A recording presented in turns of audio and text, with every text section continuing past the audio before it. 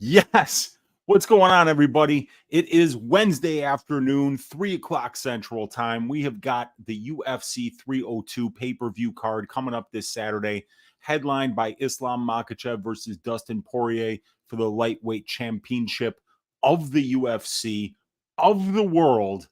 And I'm looking forward to breaking down all 12 fights on this card with you guys here today on Just the Tip with me, your host, Uncle Weezy. This is a good card. I like this card. I think there's some really good matchmaking. I like the main card. I like the opening fight with Solecki dos Santos versus Randy Brown. I think Almeida versus Romanov is going to be a banger. I love the matchmaking for Holland versus Oleksiejczuk. We got a 5-round Sean Strickland fight. We've got Poirier versus Makhachev for the title. I think it's a great pay-per-view. There are some interesting fights on the undercard as well.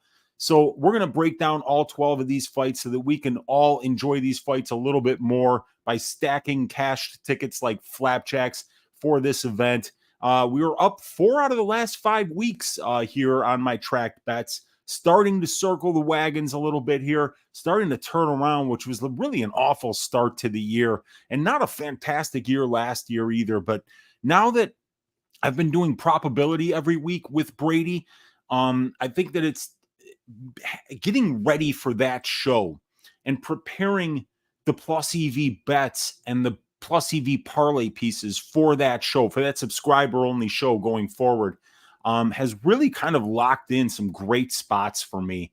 And I'm kind of seeing that even though I haven't been up big these last couple of weeks, up 2 units for the last card, that's pretty good.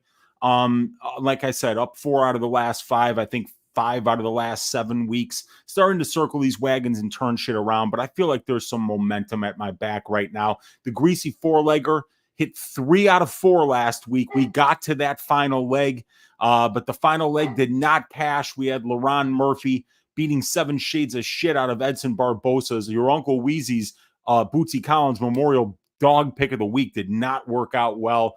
And we picked fight to end by KO for that one. And he just couldn't get Edson out of there. He dominated him for 5 rounds, landed a lot of big shots, but couldn't knock him out. So either way, came up a little bit short on the greasy 4-legger. But Uncle Weezy's ass shaving of the week is on an 8-week winning streak right now. We're looking to make it 9 this week. I'll share with you that pick at the end of the show tonight. We got a new dog in the house that you might have heard. My new dog, Maceo, about 1.5 years old. He is a Spanish Mastiff, and hopefully he'll be picking out some good underdogs for us this week, just like Bootsy Collins used to do for us here, the Rottweiler that passed away last year. So we got a new dog in the house. We're going to be hearing him every once in a while indicate to us when an underdog is live, and I'm looking forward to working these shows with my new dog, Maceo, to see if he can pick underdogs as well as Bootsy used to. But welcome to all of you watching live. Appreciate all of you for hanging out. Hit that thumbs up. Hit that subscribe if you haven't already subscribed to the channel. Please consider leaving me a comment down below. And I'm really looking forward to building this Patreon community that we have going forward. There's going to be a lot of changes to this YouTube channel in particular. Going forward, I want to make Just the Tip a pre-recorded, very shortened version of this show, because right now the show is running over 2 hours and it's a lot. You know, it is definitely a lot. That's why I have to put timestamps on every single video, just because, you know, when you're going through 2 hours and 20 minutes, not everybody has that kind of time. So I'd like to really kind of condense this show down. And what I'm going to do is continue to do the show in the format that you've gotten used to seeing me do it. But that's going to just be for the Patreon subscribers going forward. And what I want to put out on YouTube is a much more condensed, digestible version for you guys that kind of condenses everything down to just the nuts and bolts and save the longer and more researched and detailed analysis for the people who are supporting the work on the Patreon. Please consider joining that Patreon. That's where you get access to all these phenomenal stats that you see on this show, like the matchup template that puts the fighters' stats side by side and compares them to each other and the divisional benchmarks and color codes them from red for below average for the division to green for above average for the division. We have the total fighter histories at the UFC level and pre-UFC, all the imaginable statistics for each fighter, from DFS statistics to striking to grappling to records to the submission, KO, and decision, and all this stuff, all that information. And then my betting models, my betting model for the over-under bets, my betting model for the KO submission finish prop bets. And then access to the subscriber-only content going forward. Probability is going to be a subscriber-only show. It's going to be for the people who are on the $25 tier of the Patreon.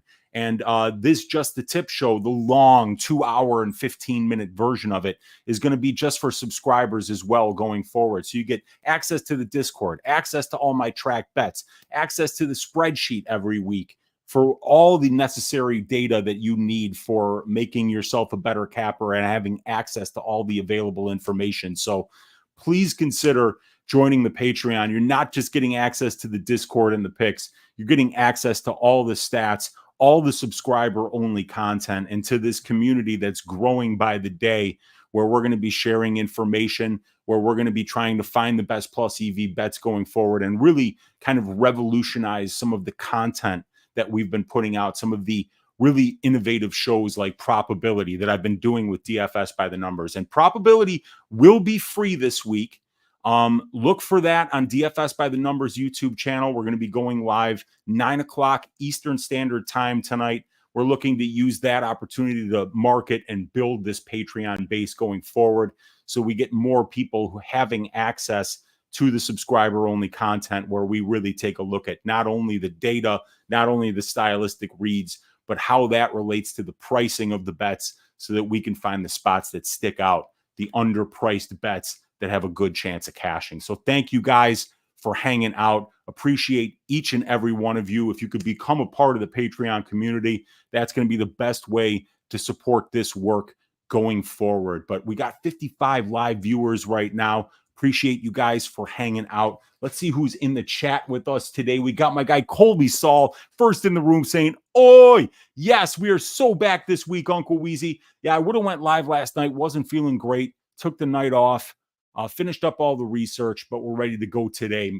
We got Olajuwon Dream in the room saying, "Oi." We've got the Carrillo in the room saying, "Yes." What's up, the Carrillo? We got Jenna Marie in the room saying, "Oi, Weezy." What is up, Jenna? We got Lou Betcha in the room.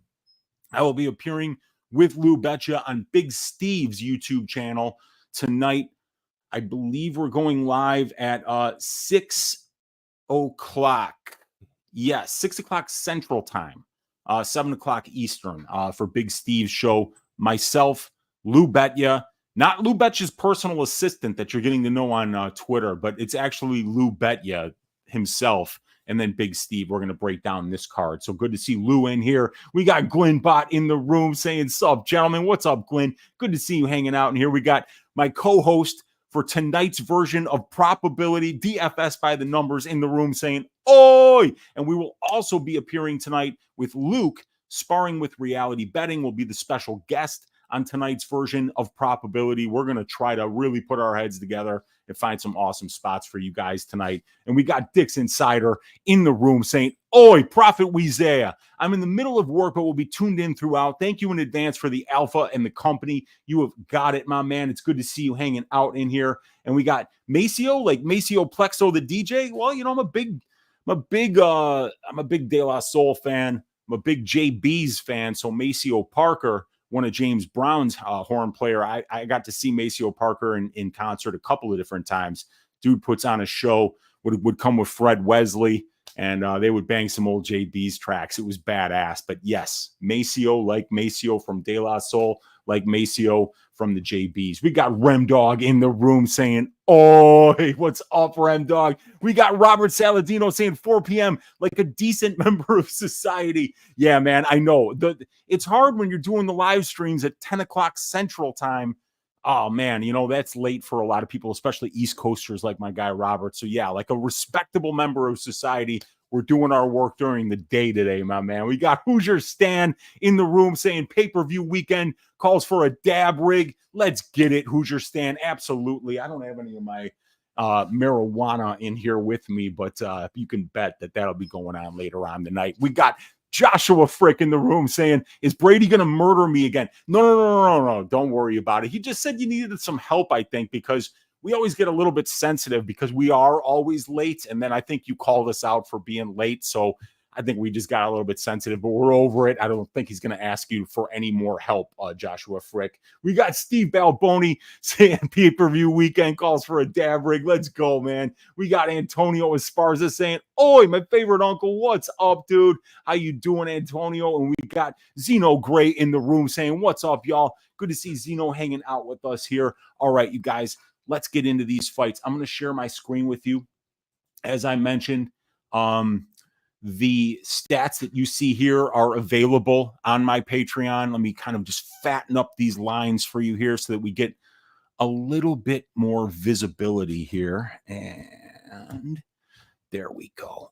Now, we don't have as many stats on this particular one here, but we've got, and my guy Ucelis in the room. Let me just ruin a little bit of the show for you here. I have parlayed up the over 2.5 for the co-main event, Strickland versus Costa at -160. I think it's sitting around -180 now. Data still likes it, Ucelis, but we'll talk about that when we get to that fight. But let's talk about Mitch Raposo versus Andre Lima. We got Mitch Raposo right now as a +220 underdog. Andre Lima, the -260 favorite. Bookies are telling us this has got about a 50% chance to finish inside the distance, with the line being +100 for the fight doesn't go to decision. So in the trends for this fight, Mitch Raposo is going to be a short notice opponent here for Andre Lima. In fact, he's the third scheduled opponent for Lima in this fight. Andre Lima was originally scheduled to fight Hyung-Sung Park. Then it was going to be Niam Jargol, Tumen Dembarrel, and now it's Mitch Raposo, who is taking the fight on just under 2 weeks' notice. So Mitch is 10-1 as a pro, currently on a 4-fight winning streak, and all 4 of those wins are finishes. He's the current CES and Cage Titans flyweight champion. Prior to his 4-fight win streak, he was in the Ultimate Fighter House, where he lost to Ludovic Shalinian up at 135 pounds. And then he got a shot on Dana White's Contender Series, but he was submitted via rear naked choke in the second round by Jake Hadley, and he was a +240 underdog in that fight. So Hadley was a pretty big favorite, and he came through. But Mitch has looked the part against low-level competition in the regional scene, but both times he's taken a step up in competition, he's lost. Now, Mitch is going to be facing off against Andre Lima, who's undefeated as a professional at 8-0. He won his UFC debut over Igor Severino. He was a -185 favorite in that fight, and he won it as a result of getting bit. And Igor was disqualified, and that's how he got his first UFC win. And he punched his ticket to the UFC after winning on Dana White's Contender Series versus Rickson Zenadim by unanimous decision as a -250 favorite in that fight. Andre has a pro kickboxing background, and he leans on that base as a fighter, but he's also a BJJ black belt with a solid ground game, so he's by no means a stand-up specialist despite the pro kickboxing background and only 1 year and 7-month-long pro MMA career. Andre is currently a -186 favorite at the time of me writing this, so -186, now he's -240, so a lot of money has been coming in on the Lima side. And now Mitch Raposo is +220 here, and Lima is -260. So on the Raposo side, he's got the pro experience advantage, 2 more fights, 25 more minutes of cage time. He's got good speed and good movement. He's got great footwork at distance striking range. He's kind of hard to track down and close distance against due to his ability to land his fast and accurate right hand, in addition to the threat of the wrestling that he has. And I think he's got the wrestling advantage here, being a former high school state champion from the great state of Massachusetts. He does a good job of mixing in the takedowns in his fights and winning minutes with top control and ground and pound. Now, Andre Lima is going to be the bigger dude here. He's 2 inches taller. He's got a 3-inch reach advantage, and he's got the kickboxing advantage here. He's a 2-time South American and a 3-time Brazilian kickboxing champion. He has over 80 Muay Thai and pro kickboxing fights. So this guy's very experienced. as a stand-up fighter. Andre has power and precision on the feet, and he uses all 8 limbs when he attacks you at range. Andre is 6-0 to the KO as a pro, and you see in his tape how unwilling his opponents are to trade with him at range. Both prospects are solid strikers, but I do favor Lima's power and technical ability at range in this matchup. And the submission grappling advantage, in my opinion, goes to Andre Lima. Even though Mitch has 3 pro wins by submission and Andre has 0, Andre's a Brazilian Jiu-Jitsu black belt, and he's very aggressive with his submission game wherever he is on the mat. Mitch looked awful when Jake Hadley took him down, and I could see Andre having success with his BJJ and top control if he gets a sweep or a takedown of his own against Mitch Raposo here. My betting template here has the most likely win condition for Mitch Raposo being by decision, and the most likely win condition for Andre Lima being by knockout. But this is a very interesting prospect versus prospect matchup that we have here. Both guys are 25 years old. Raposo is making his UFC debut, and this is Lima's second UFC appearance. It needs to be reiterated that this is his 3rd scheduled opponent for this fight. I'm talking about Andre Lima. So that could be a very frustrating camp when you're training for fighter A, they drop out. Now you got to train for fighter B. Now they drop out. Now you're fighting for, you're changing your game plan for fighter C. And it's tough on both fighters. It's tough on the fighter that's taking it on short notice, and it's tough on the guy who's had to change his game plan twice already. So, he's more experienced overall as a kickboxer is Lima. He's bigger and he's longer than Mitch Raposo. He's a legit BJJ black belt, and his opponent is taking this fight on less than 2 weeks' notice. And if Mitch were to win this fight, Andre Lima would be by far the best win that he has on his record. Mitch looks really good on the feet. His wrestling is legit. He's fast, he's elusive, and he's got a powerful right hand. The problem is he's fought nobodies. It's hard to say who his best win as a pro is against because there isn't one decent win on his pro resume. This isn't a major problem, though, because Mitch is still only 25 years old. He's well-rounded. He does flash power, so the big wins will come at some point for this kid because he has talent and a well-rounded skill set. The question is, does he have what it takes to step up on short notice, making his UFC debut against a tough opponent like Lima and getting the W? I think it's an awful lot to ask. Lima's tough as nails. He has excellent conditioning. He fights at a high pace, and he has fight finishing ability wherever the fight goes. I think Andre's just a little bit better everywhere, and I rate him as the guy with the better moment-winning ability on the feet with his power and on the mat with his opportunistic submission game.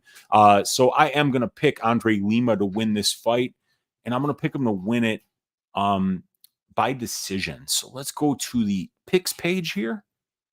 And we're going to go Andre Lima, the Mascote, to win this by decision over the debuting Mitch Raposo. Let's see what you guys are saying in the chat here.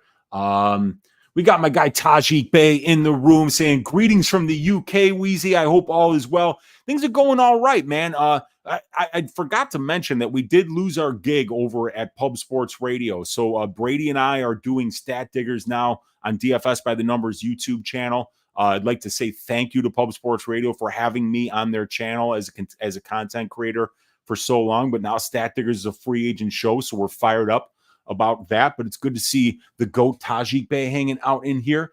We got K-Dog saying, oi, back like we never left. What is up, K-Dog? Tajik Bey is saying Raposo is live and that Lima is low volume. Yeah, Lima couldn't be low volume against Igor Severino because Igor just pushes this crazy pace and stays in your face the entire time. But Raposo is not quite like that. He's a little bit more busy at range. He's got great movement. He's kind of hard to track down. He's kind of in and out. He kind of explodes into range when he strikes and then tries to get back out. So it's going to be interesting to see how Lima deals with that. We got Don't Sleep on Mitch. He's improved a lot since Contender. Yeah, he's put together a 4-fight winning streak, and that right hand looks really powerful. We got JP Taylor in the room saying, oi, what's good, Weeziness? What's up, JP? JP saying you're turning into a day man. Yeah, man, I've been doing the show a lot more during the day. Sometimes it's hard to get it, like do a 2-hour show at 10 o'clock at night. Man, but I wasn't feeling well last night, so that's the reason I didn't do it. So, Yeah, man, but we're back, dude. We're ready to go. We got Bosa Brewer in the room saying, watch Lima's tape. He's nothing special. Solid kickboxer. He is a very good kickboxer, man. But I bet against him in his debut with Igor da Silva. I just wish he didn't bite him. That was a very close fight. Mitch is a can crusher. Lima is no can. Yes, I mean, like, Mitch is gonna step up and start getting better wins. He's a good prospect. He's a solid fighter, but this is a step up here. So we're gonna see how he deals with. Antonio saying, Unc, for laying you and Brady off, I'm protesting Pub Sports and will not watch another video of theirs. There's no reason to do that, dude. There's no bad blood there. They had us on as content creators for over 2 years. I'm really appreciative of everything that Jeff Slaughter did for us over there. They launched that show, Stat Diggers. You guys know that show because it had a home on Pub Sports Radio. But yeah, we're moving on. So, if you're looking, the sponsor of this show is my Patreon. I don't have any real sponsors here, so I got to be my own sponsor. If I ever invent a product, it'll be sure that Billy Mays won't be on here pimping that product. It'll be your Uncle Weezy. So yeah, the sponsor of this show is your Uncle Weezy, your Uncle Weezy's Patreon, and we got the best data and analytics in the business here. And Tajik saying, fuck them then, they're lost. Yeah, man, but it's our loss too, because now Brady and I lost, paying gigs for content creation. So it's our loss too, but that's the business, man. YouTube is not a place to make money for content creators. That's the truth. We got Benino saying, finally, I can unsub from Pub Sports. I don't give a fuck about sports. Fist fights only for me. I hear you, Benino. I'm the same way, man. And Kirsten in the room, or Kristen in the room saying, oi, great to catch you live and happy to be back with the community. Good to see you, Kristen. Always good to see you hanging out in here with us. We got check Lima's fight versus Igor. He was getting out-wrestled for most of that fight, and the guy was a complete can. But at least that guy Talon was like 7-2. I mean, like, you look at Raposo's record, there's no 7-2 guys on his record. I think the closest was Flavio Carvalho at 7-4. And that guy was like 37 years old. I mean, come on. So, yeah, but Talon's not bad. That was in LFA. Solid level of competition. But, Lima's new to the sport too, dude. His pro MMA career spans less than 2 years. So this guy's young. Raposo's young. We're going to find out a lot about both of these guys in this fight. I'll be buying your Patreon, Unc. I appreciate that, Antonio. That means a lot, man. JP Taylor saying, for the record, in my opinion, Weezy, you are miles better than any MMA analyst PSR had by far. I appreciate that. I appreciate the kind words from all you guys. It really does mean a lot. Zeno Gray sign, I only subscribe to them for you all. Fuck what they talking about. I hear you, man. The live chats were train wrecks outside of you being on and Liam occasionally. And Usel is saying, why did they get rid of you and Brady? Wow. Well, they were paying us, and they probably just didn't want to pay us anymore. The YouTube content creation model, you guys, it's not what it used to be, man. It's just not. You're not going to make money on YouTube. That's why I've had to move some of my content, like Probability, like this show, going forward will be Patreon only, because we literally make nothing for being here. This is charity work, us showing up here to YouTube. So unless people support on the Patreon, there would be no reason for me to do this at all. Now that 50% of the revenue that I was making through content creation just went out the window because I don't work for Pub Sports anymore. So definitely got to try to funnel people into my Patreon now in order to make up for that revenue loss that I'm taking here. So we've got Paul saying, hey, Weezy in chat, let's go. What's up, Paul? Good to see you hanging out. We got Bo saying Talon looked malnourished, and he was throwing him around. Yeah, Talon's a skinny dude. That is for sure. My guy, the dog father in the room saying, Big Steve, who? We want Weezy. Yeah, dude, we're gonna hang out with Big Steve, man, and Lou Betcha. It's gonna be a lot of fun, dude. The three of us. We're gonna put it together, have some fun on this one. But let's move on to this next fight. 100 of you guys hanging out live here with your Uncle Weezy. Appreciate each and every one of you. And I appreciate the asses on both of these ladies. Ailin Perez at -185, squaring off against Joselyn Edwards at +160. Fight doesn't go to decision at +210 for this fight. Let's get these stats up on the screen. Let's fatten up these lines so that you can get a better look at them. And here we go. There it is. Much, much more visible now for you guys on the screen. And if it's not visible enough, join the Patreon, and then you can download this sheet and spend as much time with it as you want every single week. Let's go. But anyway, let's first start talking about the trends in this fight. Ailin Perez so far 2-1 in the UFC. She's 9-2 as a professional. Ailin's on a 2-fight winning streak, and she's won 4 of her last 5. Ailin lost her UFC debut by second-round rear naked choke to Stephanie Egger as a plus 210 underdog. She then shaved the ass of Ashley Evans Smith by way of a 30-25 unanimous decision win as a minus 240 favorite, where she got 10 takedowns in over 11 minutes of control time while landing 60 significant strikes. Ailin then won a 29-28 unanimous decision in her most recent bout back in November against Lucy Pudilova as a minus 190 favorite in that fight. She's going to be facing off against the fighting pride of Panama, Joselyn Edwards, who's 13-5 as a professional and 4-3 in the UFC. All of 7 of Joselyn's UFC fights have went to decision thus far. She's won 3 of her last 4 fights, but she's coming off a loss by unanimous decision to Nora Cornhole, a fight most people thought she won. And prior to that, she has a split decision win over Lucy Pudilova, a fight that she 100% lost. And then another split decision win over Ji Young Kim in a very close fight. Joselyn fights close.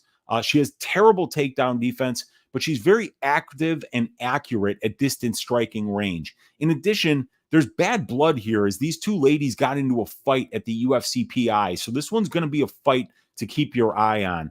Perez is a minus, what do we got here? Minus 185 favorite right now over Joselyn Edwards, La Pantera at plus 160. So the Ailin Perez advantage here is really only one thing on paper, and that's the wrestling and the grappling. To put it plainly, if Perez doesn't get her wrestling and top control game going, she's probably fucked here. She's not better anywhere outside of the grappling game, but man, can Ailin wrestle? And man, does Joselyn's defensive grappling game suck ass. Ailin gets 4.9 takedowns per 15 minutes. She's controlled her opponents over 54% of her total UFC octagon time. Edwards allows 1.9 takedowns per 15, and she's getting controlled for 36% of her total UFC cage time. Ailin excels where Joselyn is at her weakest, and that is why Ailin is almost 66% implied to win this fight. She's the way better minute winner in the grappling exchanges. But on the Joselyn Edwards side, she's 1 year younger.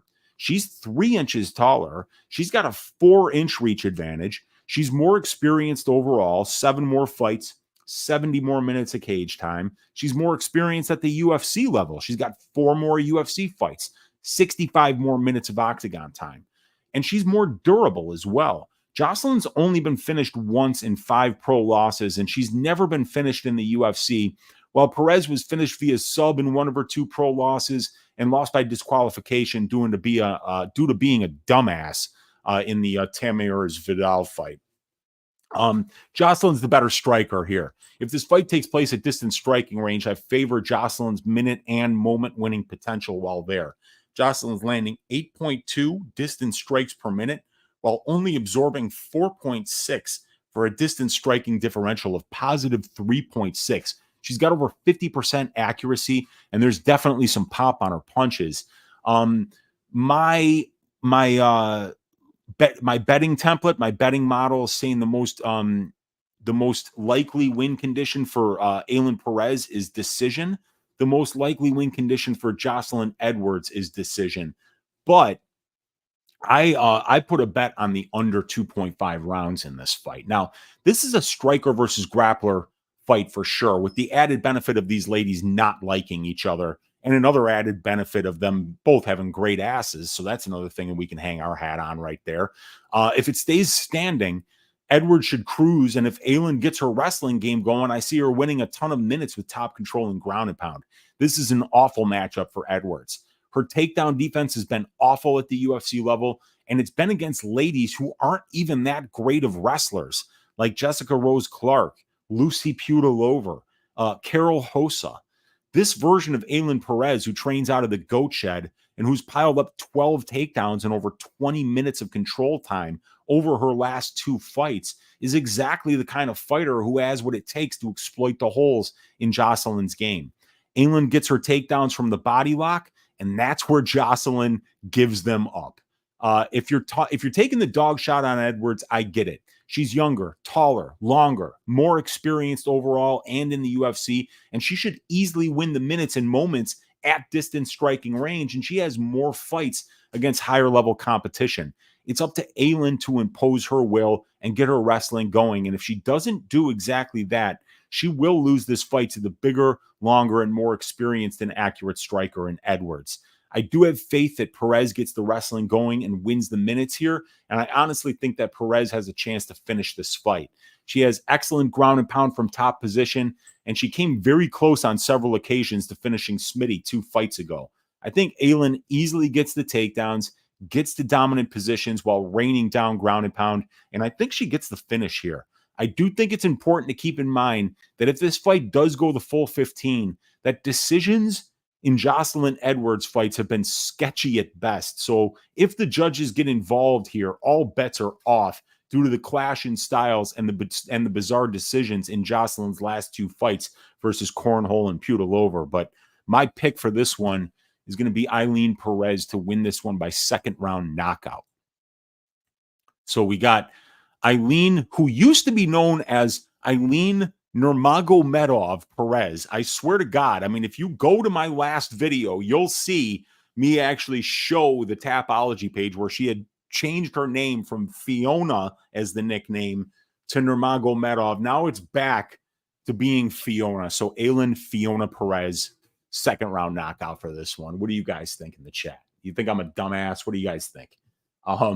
We got, yes, dude, Desi Sharon is in the room, and he's saying the Jacques Tits of MMA stats. And that, I mean, let's face it, that's huge. That is Desi just heaping praise upon his uncle Weezy, because Jacques Tits, nothing short of a legend in the mathematics community. Rest in peace, mathematics legend, Jacques Tits. Good to see you hanging out, Desi. We got Matt Chalk in the room saying, loving this start time. Oh, yes. I think a lot of people like the start time. There definitely have been my live streams have been a little bit more widely attended during the day for sure. Yeah, the camera angle's finna go crazy this fight, says Zeno. I'm with you, man. I'm with you, dude. I think it's going to be some good ones. 10-8 is live round 3. It could be, man. This could go to a draw. This could be one fight that does go to a draw.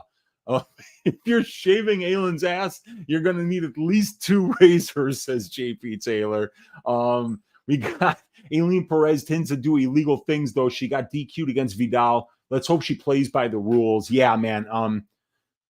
Yeah, that Perez fight, she fouled her so many different ways. We got Matt R in the room saying, Weezy, what's up, Matt? Good to see you hanging out. We got JP saying, I like it, Weezy. Perez by ground and fisting. JP's on a roll. Fight doesn't go kind of nice here. Perez gas tank still sus to me. Yeah, she definitely faded in the 3rd round of the Putilova fight. She's got to clean that up. But also, she looked great in the 3rd round against Ashley Evans-Smith. Really put it on her in the 3rd round there. So, I mean, I don't see any reason why she can't do the same thing here. Joselyn really needs to clean up that takedown defense. It's dog shit. And you watch how many times she gets taken down from the body lock, and you watch how many times Ailin Perez is getting those exact same takedowns. I think she's going to ragdoll her here. Dixon saying, Profit, I'm terrified. Edwards is this week's Demopolis. Got to sprinkle the split. Yeah, it could be, man. It could be. If this thing goes to decision, I'm telling you, man, get ready for some shady shit, because these Joselyn Edwards fights decisions have been ridiculous. I think the Cornhole fight was a robbery, and I think the Putilova fight was a robbery. So wild. Not finishing Evan Smith and humping Putilova is a ground and pound method. Steers me off that fight finishing. Yeah, I hear you, man. But go watch Evan Smith fight. I mean, like there are refs that would have stopped that fight. It just didn't get stopped. Perez has got really good ground and pound. She doesn't just lay and pray. That's why I'm picking her to win this fight. I think that she's going to get this one down. And don't forget, these ladies got into a fight at the PI. They fucking hate each other. So I think that there's going to be some bad blood here, and I could see Joselyn Edwards landing something big on the feet. I could see Perez getting Edwards to a dominant position and finishing her with ground and pound. So we'll see what happens, man. It's plus 240 that I got for the under 2.5 there, so it's a big plus money number. Looking to knock one out of the park there. We'll see if it winds up coming through. But let's get to the next fight, you guys. It is going to be Mickey Gall making his return after a very long time, an over 2-year layoff. And he is going to be squaring off against Bassil Hafez. We got Gall, a huge plus 285 underdog. Hafez minus 350 as a favorite. Fight doesn't go to decision, juiced a little bit to that side, minus 135 here. So let me get these numbers a little bit bigger for you guys here. I'll go 27, and there we go. So let's talk about the trends here first. Mickey comes into this fight on a 2-year layoff, having lost 3 of his last 4 fights. He's 7-5 as a professional, and Mickey's made his UFC debut after having only 1 pro fight. Mickey has lost to some solid competition and beaten a laundry list of bums. If you add up the records of everyone he's beaten, their records in the UFC are 11 wins and 16 losses. And if you and that includes Sage Northcutt, who actually was 6-2 in the UFC. So if you take that out of there, the Northcutt record, the guys that he beat have a record of 5-14 in the UFC. So Mickey was knocked out in the first round by Mike Mallet. He was a plus 140 underdog back in April of 2022. Before that, he lost a 30-27 unanimous decision to Alex Morono. He was a plus 200 underdog in that fight. He finished Jordan Williams in the first round via rear naked choke as a plus 145 underdog in July of 2021. And he lost a 29-28 unanimous decision to Mike Perry as a plus 255 underdog. Now, Mickey's going to be fighting Bassil Hafez, who's making his second UFC appearance after stepping up on short notice to fight Jack Della Maddalena in July of 2023 in his UFC debut. Bassil lost a split decision in that fight as a plus 420 underdog, so he definitely performed very well under difficult circumstances against a very tough opponent in his debut.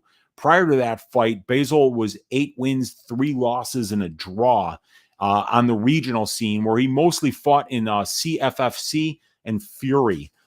He's fought a solid level of regional scene competition, recognizable names like Jeremiah Wells, Evan Cutts, and Anthony Ivy, but he's definitely had close fights with those guys, indicating that his ceiling may not be very high at the UFC level, especially at 32 years of age. Bassil is currently a very big minus 350 favorite over Gall, who's on a 2-year layoff and a 2-fight losing streak. Gall can be had at plus 275. So Mickey's going to be the bigger dude, though. Mickey's 3 inches taller. He's going to have a 2-inch reach advantage here. He's got the UFC experience advantage, a lot more high-level experience, 10 more UFC fights, 70 more minutes of octagon time compared to Bassil. He should have the submission grappling advantage here. Both of these guys are high-level grapplers, though. But I do think it's Gall at 6-0 to the submission as a pro that has been the more opportunistic submission grappler against higher-level competition. And the strength of schedule, Mickey has 10 more fights at the UFC level. So, of course, he's fought the better brand of competition as a pro in comparison to Bassil. Now, Bassil actually has the overall experience advantage. He's got 1 more pro fight, but he's got 60 more minutes of pro cage time. He's got a durability advantage here. Bassil has never been finished as a pro, while Mickey has been knocked down 4 times in 11 UFC fights, and he's been knocked out in 2 of his 5 UFC losses. I think Bassil is going to have the striking advantage here. Neither of these guys has really good striking, but Bassil appears to be more dangerous to me. He throws 100% power into everything he throws, and he uses his striking to set up the entries on his takedowns. He's definitely a guy who isn't technical, but absolutely can catch you because he throws with power and in combination. And he's got the wrestling advantage here, as he's definitely the guy that I favor to have the ability to choose where this fight takes place. If Bassil wants to keep it standing, he should be able to. And if he wants it on the mat, I believe his offensive wrestling and top control are better than Mickey's. With the win conditions here, it's saying that Mickey's best path is probably by decision here. And it also says that Bassil's best path is probably going to be by decision, which is interesting because this fight is juiced to go to the score or to finish inside the distance. So could be some value on those decision props for either Gall or Hafez in this fight. But it's a tough fight to call due to the fact that Mickey Gall's on a 2-year layoff and a 2-fight losing streak. Has he been injured? Is he training? Is he still taking fighting seriously? I don't know the answer to any of these questions, so it makes it hard to know if Mickey's made any improvements in his 2 years away from the octagon. What we do know is that Mickey's taller, longer, has way more UFC experience, and he's fought the better brand of competition. And these guys have similar submission skills on the mat. I like the power, the durability, the wrestling advantages that Bassil has here. And if Mickey is half-assing it and shows up with the shit cardio we've seen him display in the past, Bassil should make this look fairly easy. But if Mickey's made improvements and can harness the experience and strength of schedule advantages he has, along with using his size advantage to control the distance on the feet, Mickey could look a lot better than his line suggests he will on Saturday. But there's no way I'm laying, minus 350 on Bassil Hafez, a guy whose best win as a pro was a split decision win over Anthony Ivy. And it feels like a trap to take the plus money on Gall, a guy who's been away from the cage for over 2 years and whose best UFC win is a toss-up between Sage Northcutt and Salim Tuari. The bookies have to make lines on every fight, but we don't have to bet them. I'm not touching this money line with a 10-foot pole, but if an under 1.5 at a decent size plus money is available, I might take a look at that due to the fact that both guys have ass conditioning and are really only dangerous early in fights. But I'm going to pick Bassil Hafez to win this fight by second round knockout. The Habibi Bassil Hafez by knockout in round number 2 is what I'm going with. What do you guys think here? Am I crazy for that? I mean, do you guys care about this fight? Anybody got any bets on this fight? JP Taylor, twerking, much like being a falconer, is a great MMA base. Yeah, we talked about that on Stat Diggers. You got Shavkat Rakhmonov, a falconer who can train that falcon to kill animals and then have the falcon actually create a hat for him. I think that falcon knows how to sew. I mean, you want to talk about phenomenal training. I mean, Shavkat is the best. So yeah, falconry, great base. Twerking, pretty good base as well. Cuban Assassin saying, I like Perez, but what I really like is my new Kim Winslow aquarium. And I think I got an idea for a fish. Kim Winslow, it just never gets old for me. And I think that is the fish, ladies and gentlemen, that will be the Cuban Assassins aquarium. And then, of course, we've also got Vanessa Demopoulos right here, ladies and gentlemen. Vanessa Demopoulos, congratulations to Vanessa Demopoulos on a split decision victory over Emily Ducote. She really gutted it out. One of the best Tapology pictures in the game, one of the best records in the women's straw weight class, and one of the best heritages that you could possibly have as a human being. Greece, stand up, Vanessa Demopoulos. And then we got the new fish here, the Kim Winslow.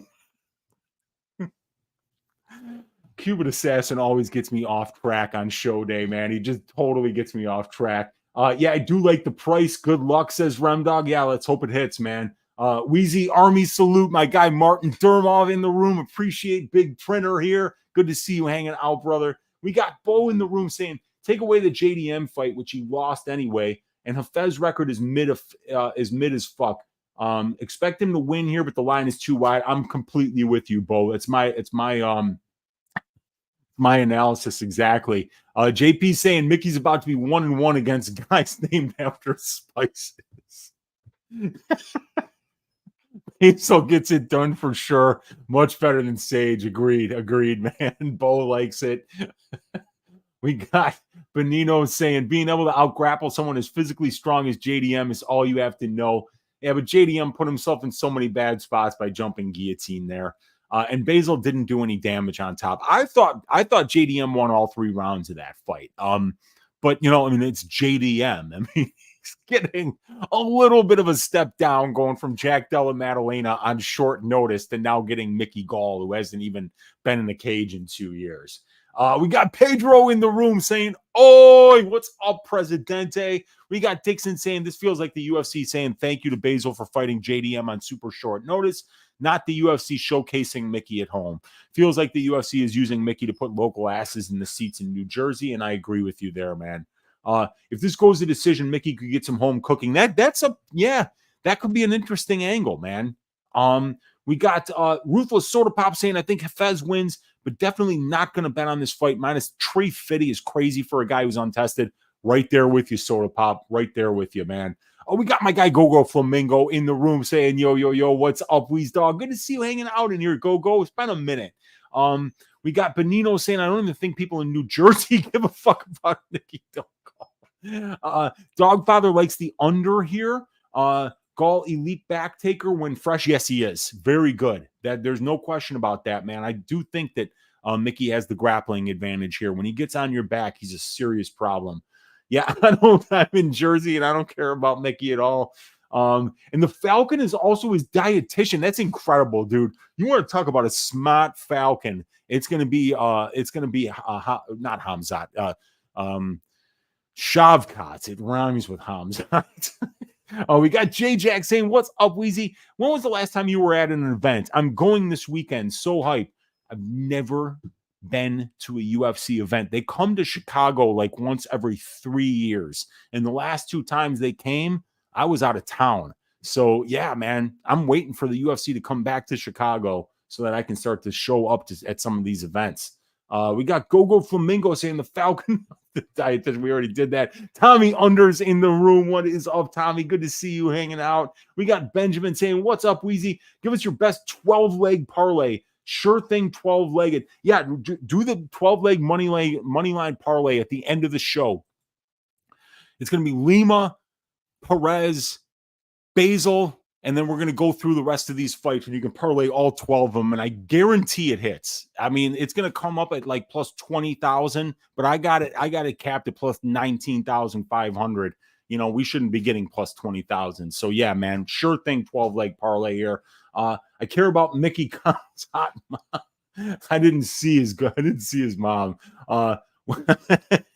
Yeah, man, I have never been to one. I know. Hafez beat Gall in a grapple. Yeah, I know. That was a long time ago, but yes, he did. Yes. Wow, says Benjamin Burns. Yes.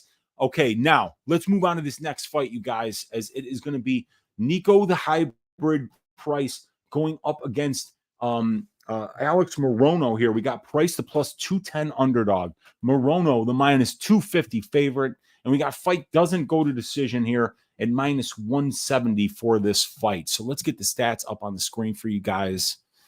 And we will take you here to my notes. 135 of yous hanging out live in here. Do me a favor, hit that thumbs up. Leave me a comment down below. Subscribe to the channel. And if you really love your Uncle Weezy and you want access to these phenomenal stats, to subscriber-only content like this show, Just the Tip, from now on is going to be, like probability with myself and Brady, and a special guest is going to be every week, join that Patreon. It is absolutely the best way to support my work. And if you care about your Uncle Weezy, support his work. Let me get some water here. And let's move on to Price Morono. This is a rematch of a fight that took place in 2017 where Niko won by a brutal second-round KO, and the fight was later overturned to a no contest due to Niko testing positive for a drug that does not improve performance, marijuana. Niko is 15-7 with 2 no contests as a pro. He's 7-7 in the UFC. Niko has been pretty cold lately, only winning once in his last 6 UFC fights, and that was a 29-28 unanimous decision victory over Alex Oliveira as a minus 200 favorite. Outside of that performance, He's dropped the ball as a minus 235 favorite against the retiring Robbie Lawler, getting knocked out inside of 1 minute in that fight. He lost a back and forth war with Phil Rowe, getting knocked out in the third round after almost getting a finish of his own earlier in the third round. He lost a 29-28 unanimous decision to Alex Pereira in Alex Pereira. No, he didn't. Michal Pereira. It was Michal Pereira in 2021. And he had a draw with Cowboy Cerrone, another that was overturned to a no contest after once again pissing hot for weed.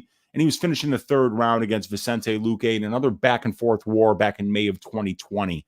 Price is still only 34 years old, but he's definitely not been in top form lately. He's facing off against Alex Morono, who's 24-9 as a pro and 13-6 in the UFC.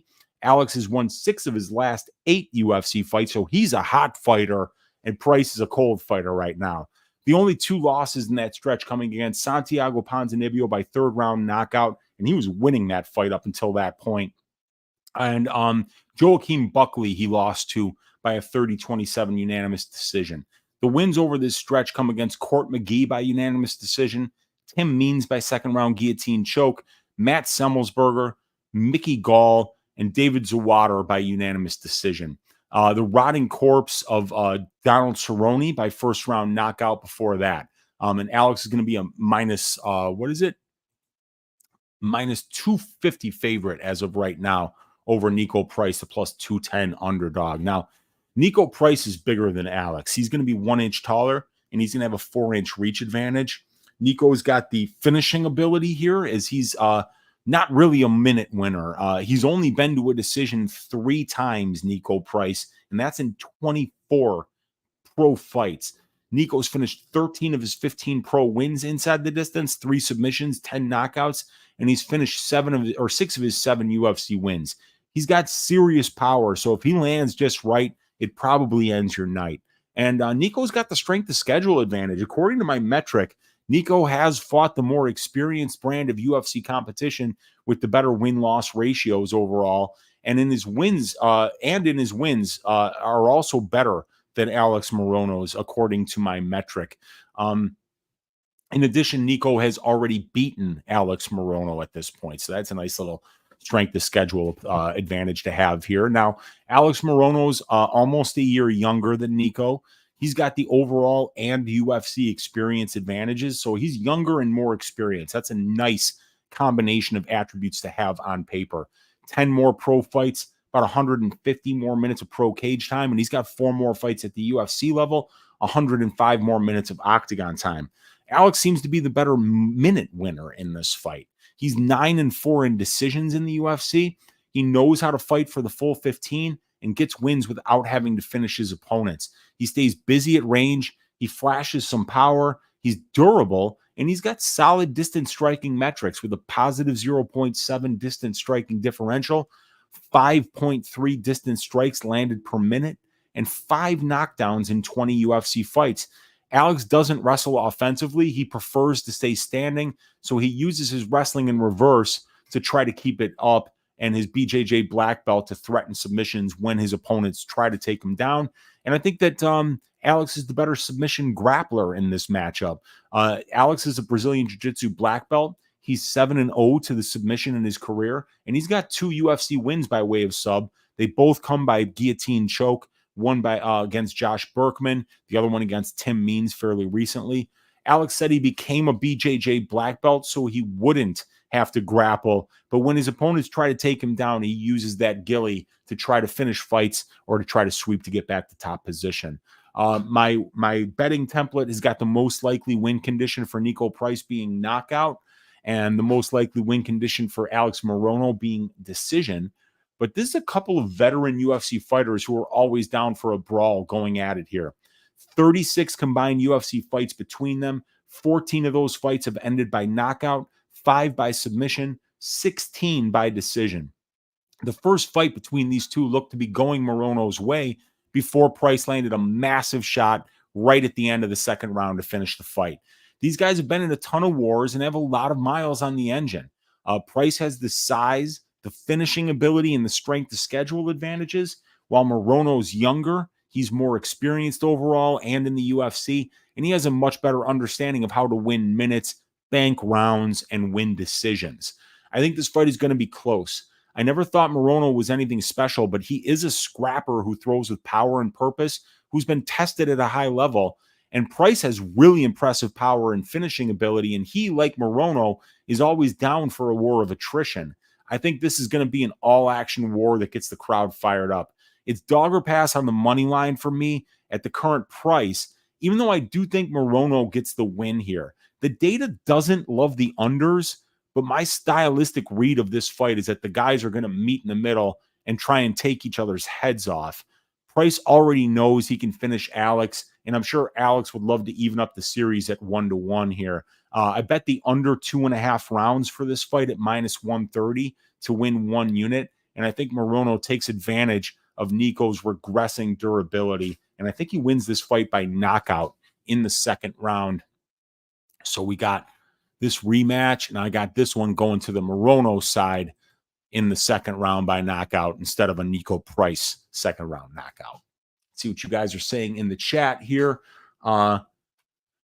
Let's see. Dixon saying, do you think Niko El Perico Price is more durable than Timmy Means?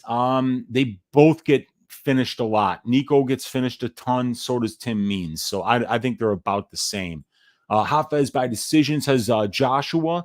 Yeah, I got Hafez by second round knockout, but those decision props have got some value on it, in my opinion.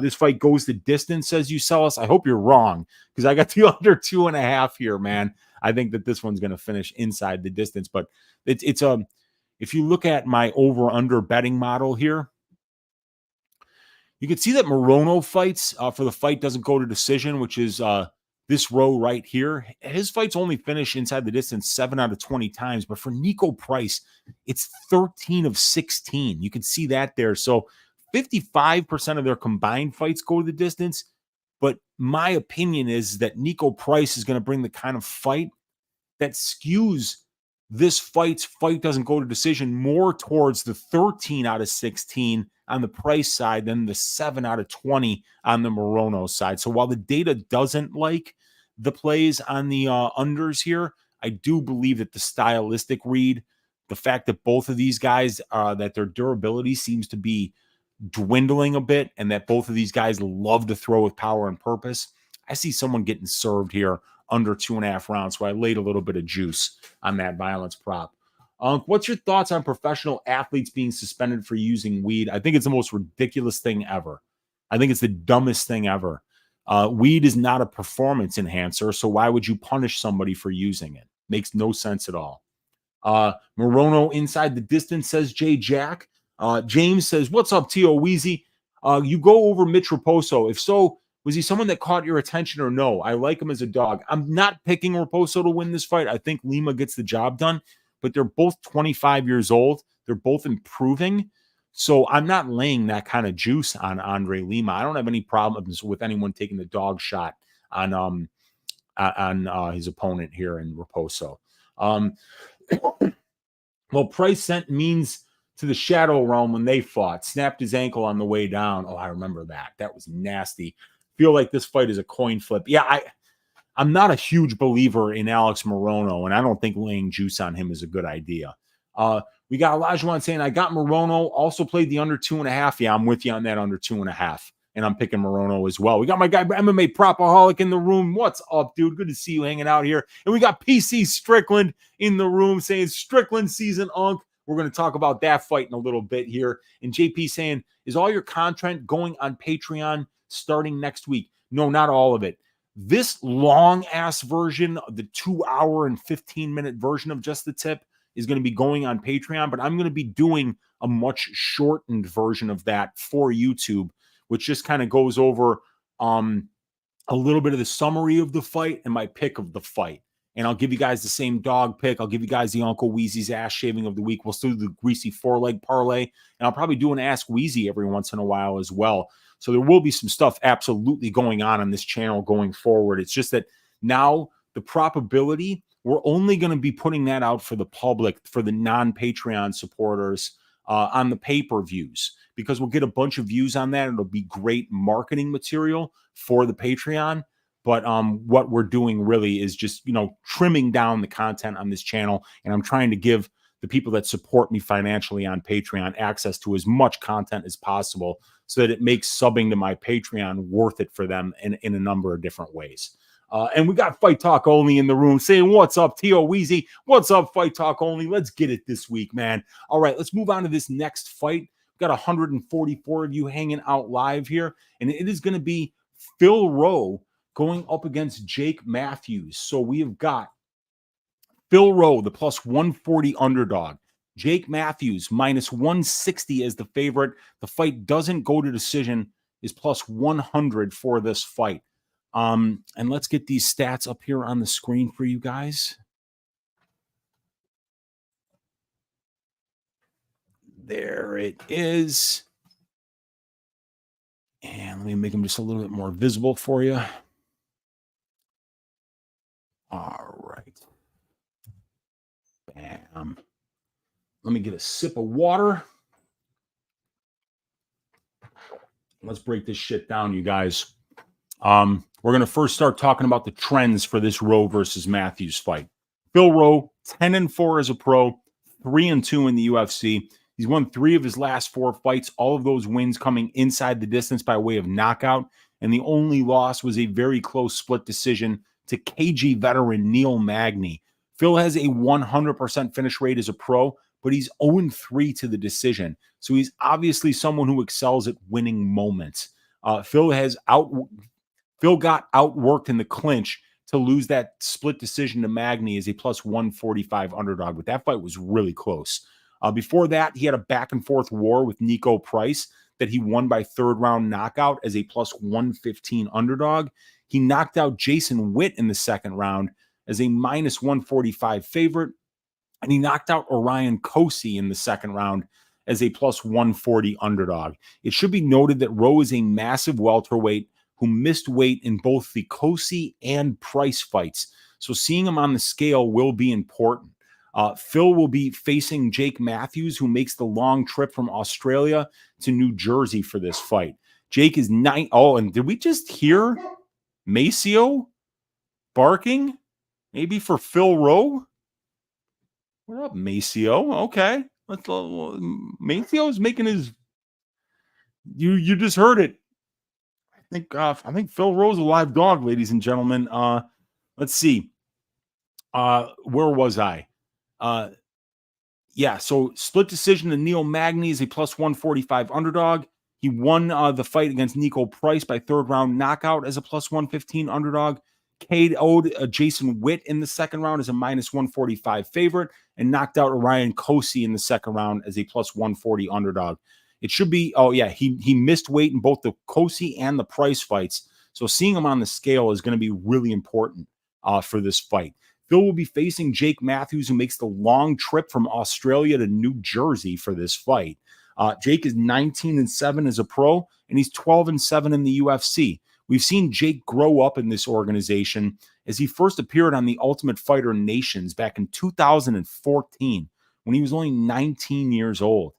Jake has traded wins and losses over his last 6 fights, boasting wins over Diego Sanchez by decision as a minus 715 favorite, Andre Fialho by second round knockout as a minus 120 favorite, and Darius Flowers by second round submission as a minus 275 favorite. The losses came against Sean Brady by third round submission as a plus 180 underdog, Matt Semmelsberger by unanimous decision as a minus 300 favorite, and Michael Morales by unanimous decision as a plus 245 underdog.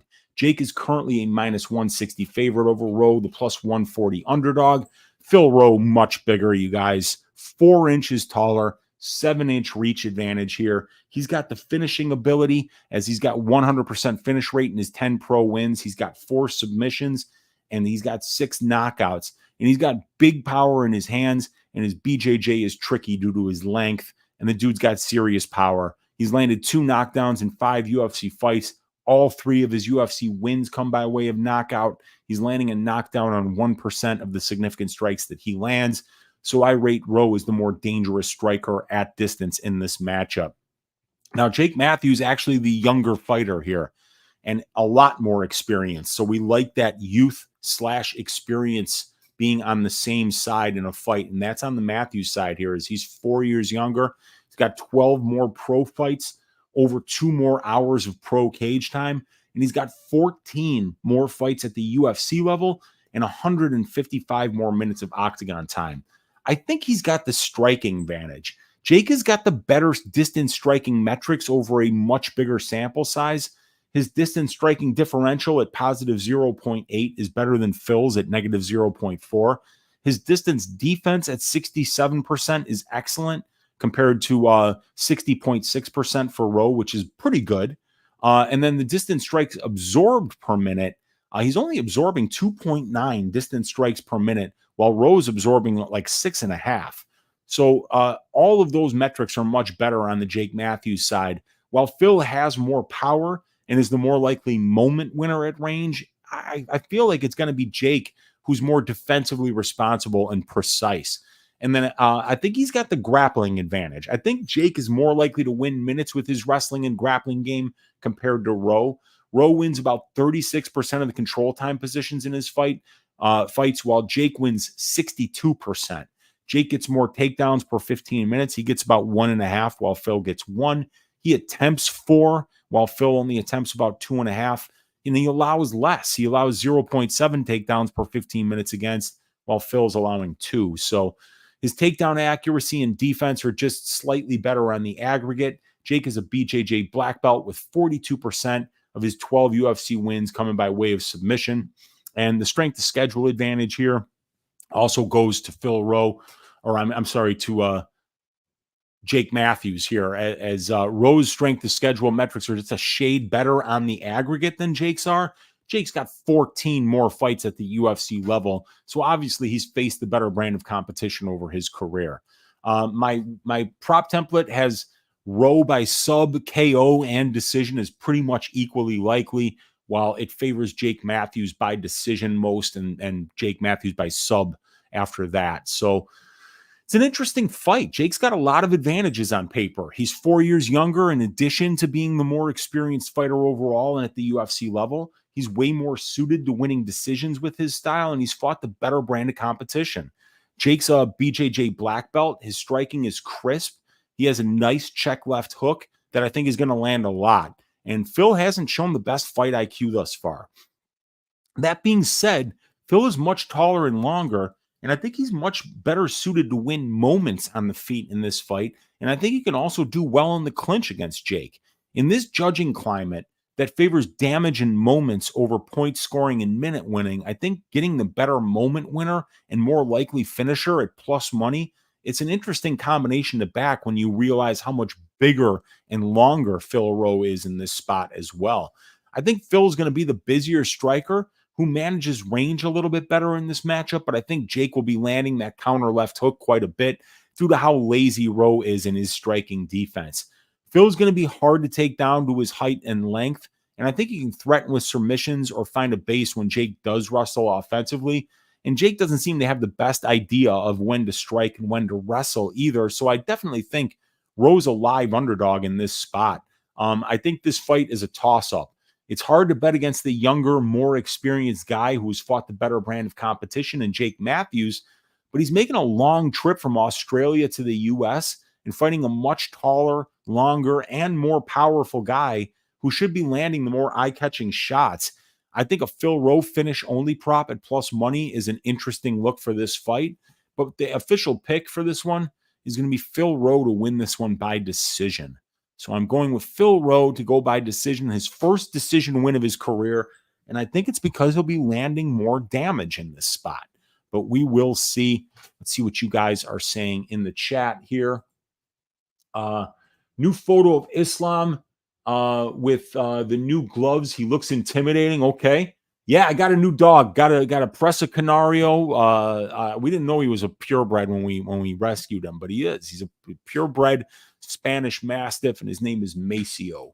Phil will roll your boat to the PFL. This guy's not great. How much is the Patreon? It's going forward, it's going to be $15 a month for the basic tier. The basic tier is going to give you access to all to the subscriber only content show, Just the Tip. all the tracked bets, the Discord, and the matchup stats and the individual stats. And then the $25 tier is the other option. That's going to give you access to everything on the $15 tier, plus the subscriber-only probability show, plus the over-under betting model and the prop betting model that come with the fighter stats and the matchup stats. So it's 15 for the basic tier, 25 for the advanced tier, for the probability tier. Dogfather saying Matthews late KO, massive number, leg kick's going to get to Rowe. Yeah, Rowe has got those neuro ass legs. And if Jake can wind up getting landing a bunch of calf kicks, that's going to make a big difference. Just like Gabe Green did to Phil late in the fight, had him in serious trouble with those calf kicks. Usella is saying new photo of, there we go. Phil is a very popular dog, it seems, with cappers in public, and yet I haven't noticed the line show that. It's giving me pause to back him. I kind of hear you, dude. I think that this line, it feels like a little bit of a trap here, but at the same time, man, I think Phil Rowe being the guy that finishes fights is a lot more likely to be the guy that gets backed here by the judges. I mean, but we'll see. Olajuwon likes Phil. Matthews rolls here, says Remdog. I was wondering the same, JP. I got Phil plus 110 last week. Seen everyone on Phil this week, and now his number is at 130. It's a plus 140. So, yeah, man, it's the money's still coming in on Jake, and that is frustrating. When you kind of see all the cappers on a dog, but then the line on the favorite doesn't move, it kind of lets you know that maybe there's a good reason to back the favorite. Yeah, Aussies are tough, very tough. Joe Free saying, just want to say hello, Uncle Weezy. I respect your hard work week in and week out. Keep up the great work, bro. Appreciate you, Joe. Thanks for hanging out with us here today. We got Olajuwon Dream, or JP saying to Olajuwon Dream, yeah, it's not a good sign. Doesn't mean everything, though. I may get around to Phil. We got don't see Jake beating Rowe for real, says Alex Cruz. Yeah, I mean, I'm picking Rowe. I think it's going to be a close fight, man. Andrew saying Rowe going to fight at distance, make it boring. Yeah, I mean, we'll see, dude. He's definitely got that length advantage that if he can, manage range well and do a good job of that, he won't have to be as active here. We got Rowdy saying, every time I watch Just the Tip in one sitting, my girlfriend accuses me of cheating on her with you. That's funny. Restricting access to the Weezy charts, blurring some of the info during these videos would be significant because people can bypass them by screenshotting every Excel page from this video instead. Not everyone has the integrity to compensate you for working your ass off day in and day out for us. Hey, man, if that's what people want to do and they don't want to support the Patreon, then that's something that they might want to do then, Not everybody has money to do this. Look, I've been doing this on YouTube for a while, right? Back in the day when they were taking less of donations, we could make some money. Now they take more than 50% of the donations. They take 75% of the channel memberships. So the content creation model is kind of dying for not for YouTube. Trust me, YouTube's making plenty of money because when you have a bunch of people working for free for you, you're going to make a bunch of money. And they do well, but that's why you're seeing a lot of these content creators just stop producing free content on YouTube because they really don't get anything for it. And that's why I'm going to make Just the Tip a show that's going to be Patreon only going forward, so that the people who do want access to all the information will get something for backing me financially. No, they don't take half the high owl. They take 55%. So if you were to give me $10 right now, you would be donating $5.50 to Google Corporation and then $4.50 to me, of which Google will take that $4.50 of income that I just made and report it to the government, and then I will pay taxes on that. And at the end of the day, what am I getting? Nothing. So I don't even want you guys contributing to the stream. Yeah, I mean, absolutely. So why do you think I'm going to show up less to YouTube here? It's because I don't get paid to do it. And so I want, all this hard work that I'm putting into this show, that I'm putting into curating these stats every week, that I put into, dude, check this out. This is stupid, right? this is also something that my Patreon members get. This is what I'm reading to you guys. So, this Phil Rowe versus Jake Matthews, this is the write-up here that you see. We got the trends there. Here we've got the Phil Rowe advantages. Then we've got the Jake Matthews advantages. This is all included with my Patreon. You get the full fight write-ups. This is what I'm writing. This document is 32 pages long. I don't know if you can see over there on the right. This is page 13 of 32. So I write out 32 pages of notes for this show to make $8 a week.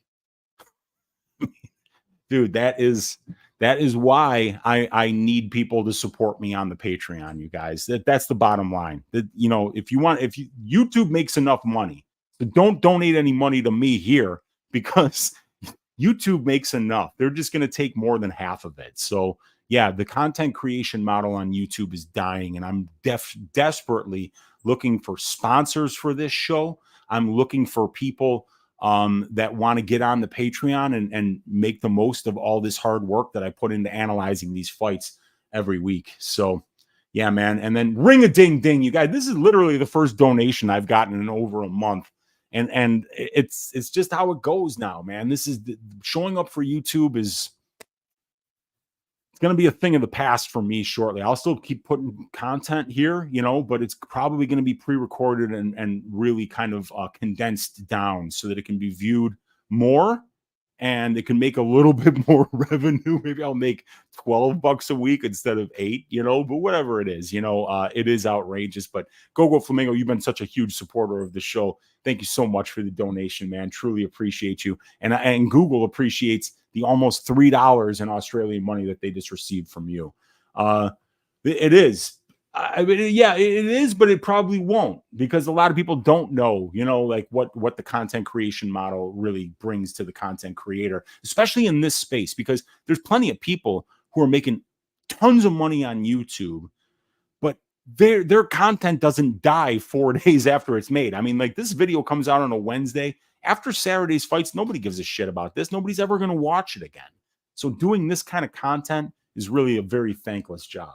But let's move on to the next fight, which is going to be Grant Dawson going up against Joe Solecki. Dawson minus 525 favorite right now. Joe Solecki plus 400. And then we've got the fight doesn't go to decision for this one at plus 145 for this fight. So let's get these stats up here on the screen.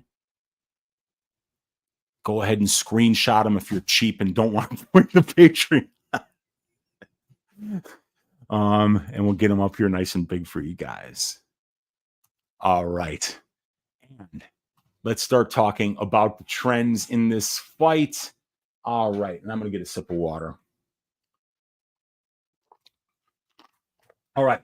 Grant Dawson, 20 wins, 2 losses, and 1 draw in his pro career. And he's 8-1-1 in the UFC.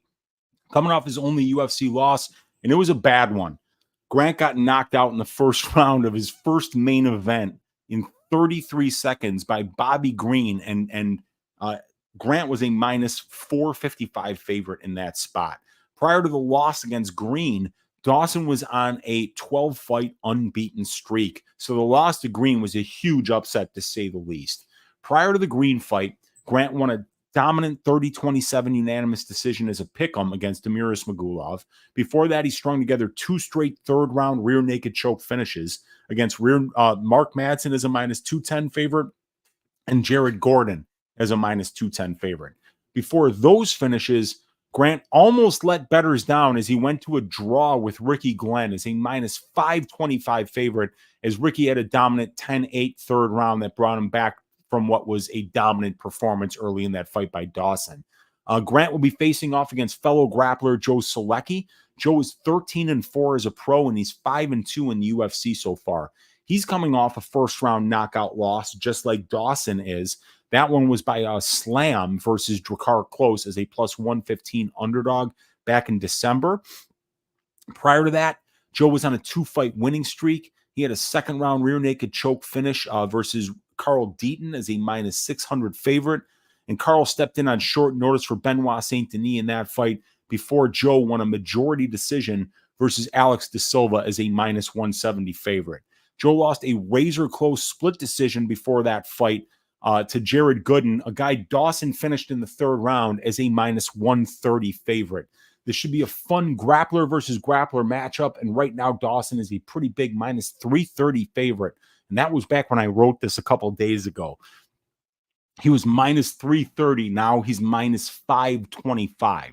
So the money is coming in on Grant KGD Dawson here. And why not, right? He's 6 months younger than Joe. He's 1 inch taller. He's got a 2-inch reach advantage. He's the switch stance fighter against the orthodox. Overall experience advantage on the Dawson side. UFC experience advantage on the Dawson side. Grappling advantage on the Dawson side.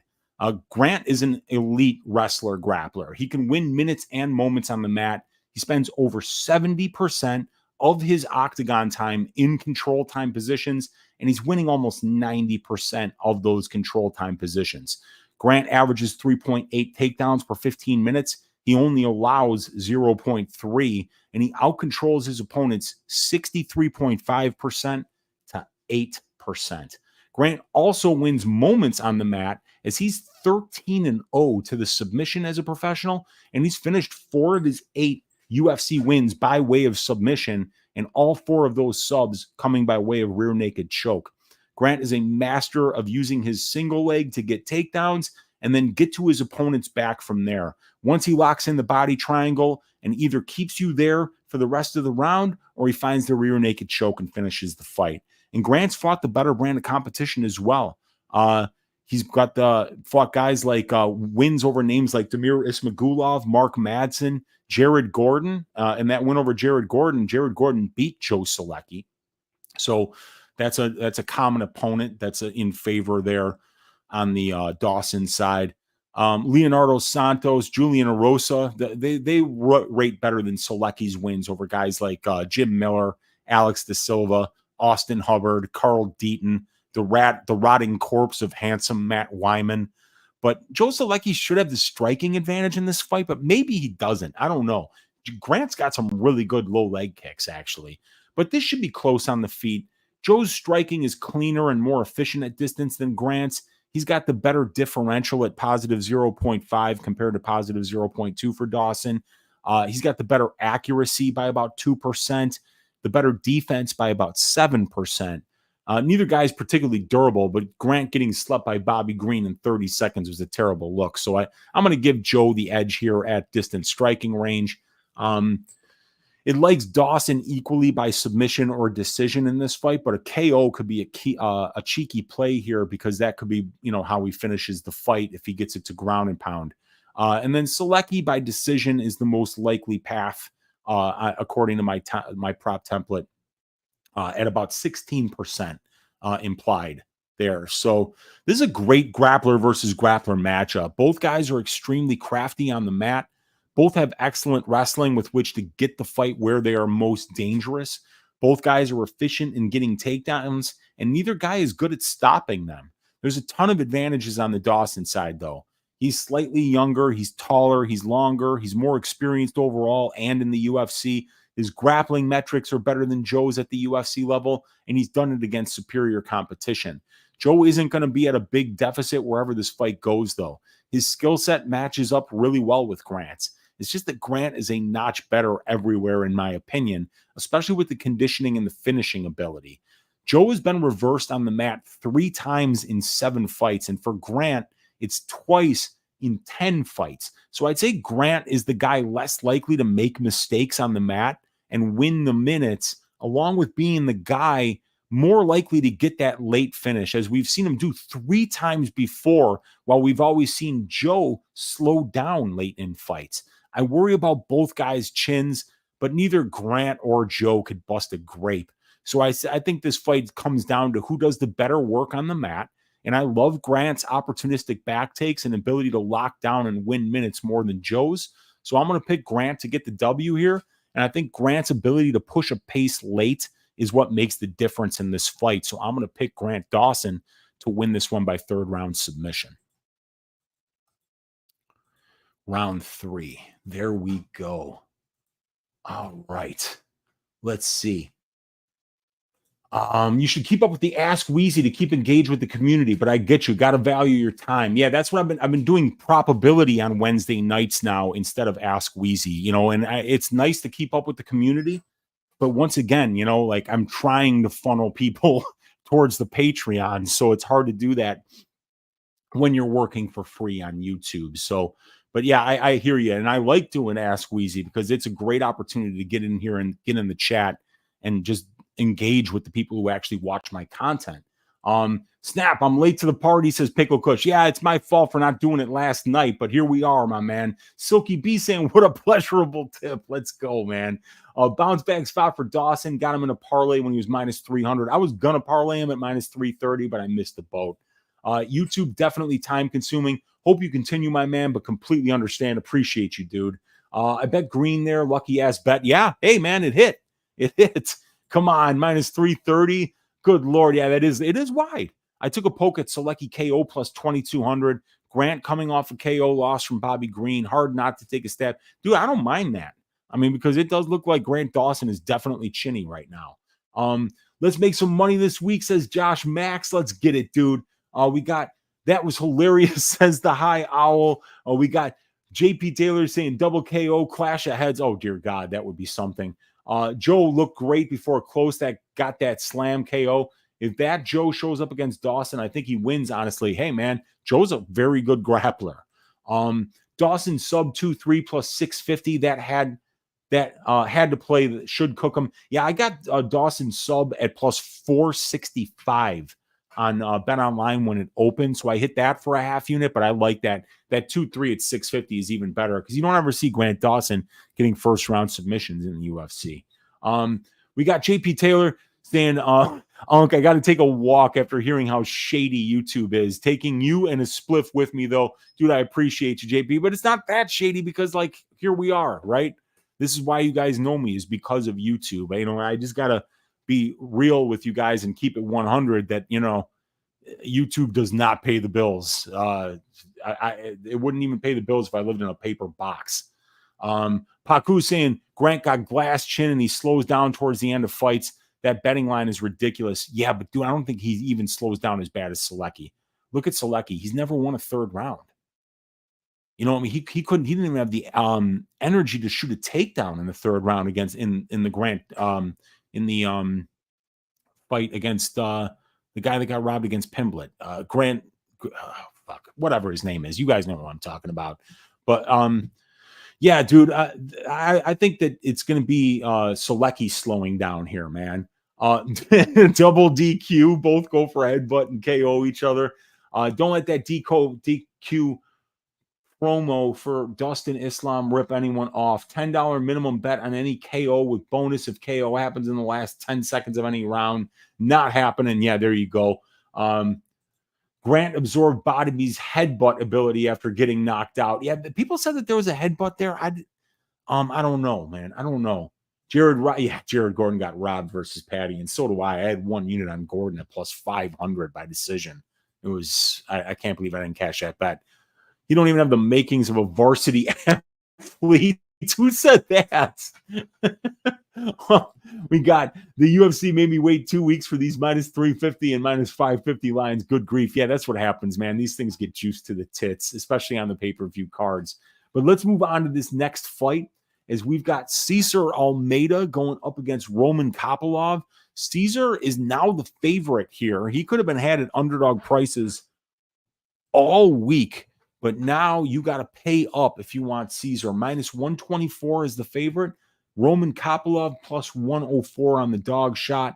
Minus 150 for a fight doesn't go to decision. So I think it's odd that the bookies are saying this fight goes to decision 60% of the time. Almeida has got 5 wins. 4 of them come inside the distance by knockout.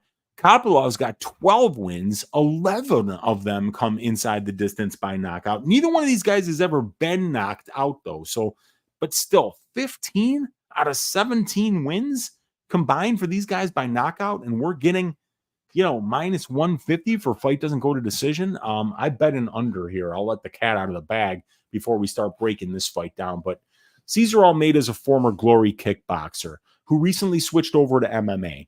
He's 5-0 as a pro, 4 of those 5 wins coming by way of knockout. Cesar's first 3 MMA fights were all first-round knockouts, and that got him his shot on Dana White's Contender Series versus LFA middleweight champion Lucas Fernando. Cesar won that fight by unanimous decision as a plus 220 underdog by out-grappling Lucas, and that opened a lot of eyes due to the fact that most people thought Cesar had no grappling game. Cesar then cashed as a plus 125 underdog in his UFC debut, getting a second-round knockout win over Dylan Budka. Now Cesar is taking a huge step up in competition and facing fellow kickboxer Roman Kopylov. Roman's 12-3 as a pro. He's 4-3 in the UFC, but he's won 4 out of his last 5 fights. The most recent fight was a second-round rear naked choke loss to Anthony Hernandez back in February as a plus 160 underdog. Prior to that, he strung together 4 straight wins. Second-round body shot KO over Josh Fremd as a minus 340 favorite. Highlight reel second-round head kick KO over Claudio Ribeiro as a minus 220 favorite. Second-round knockout over Punahele Soriano as a plus 130 dog. And a third-round KO over Alessio Di Chirico as a pick'em. Roman tries to get back to his winning ways over a dangerous kickboxer in Almeida. The bookies think this one is going to be close, but Kopylov, a very slight underdog to Almeida right now. Now, Cesar Almeida going to be 1 inch taller than Roman, although with the afro for Roman, I think they're going to be about the same height, maybe Roman a little bit taller with afro. Kickboxing advantage, got to give it to Cesar just because of the background. Obviously, this dude has world-class kickboxing. He fought Alex Pereira 3 times, lost twice, but was never finished. He has a massive wealth of combat sports experience. His kickboxing record is 47-8.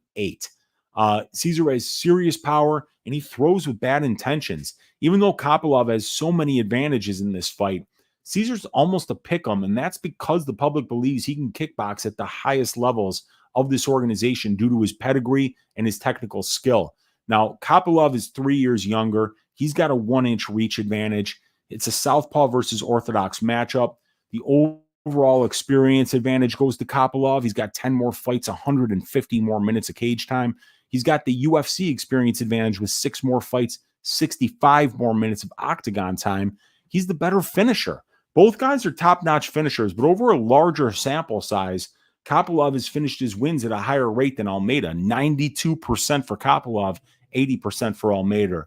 Now, the striking advantage, it's both sides here. Both of these guys are elite strikers, but Kopylov's UFC distance striking metrics are really good, and he's obtained them against tougher competition.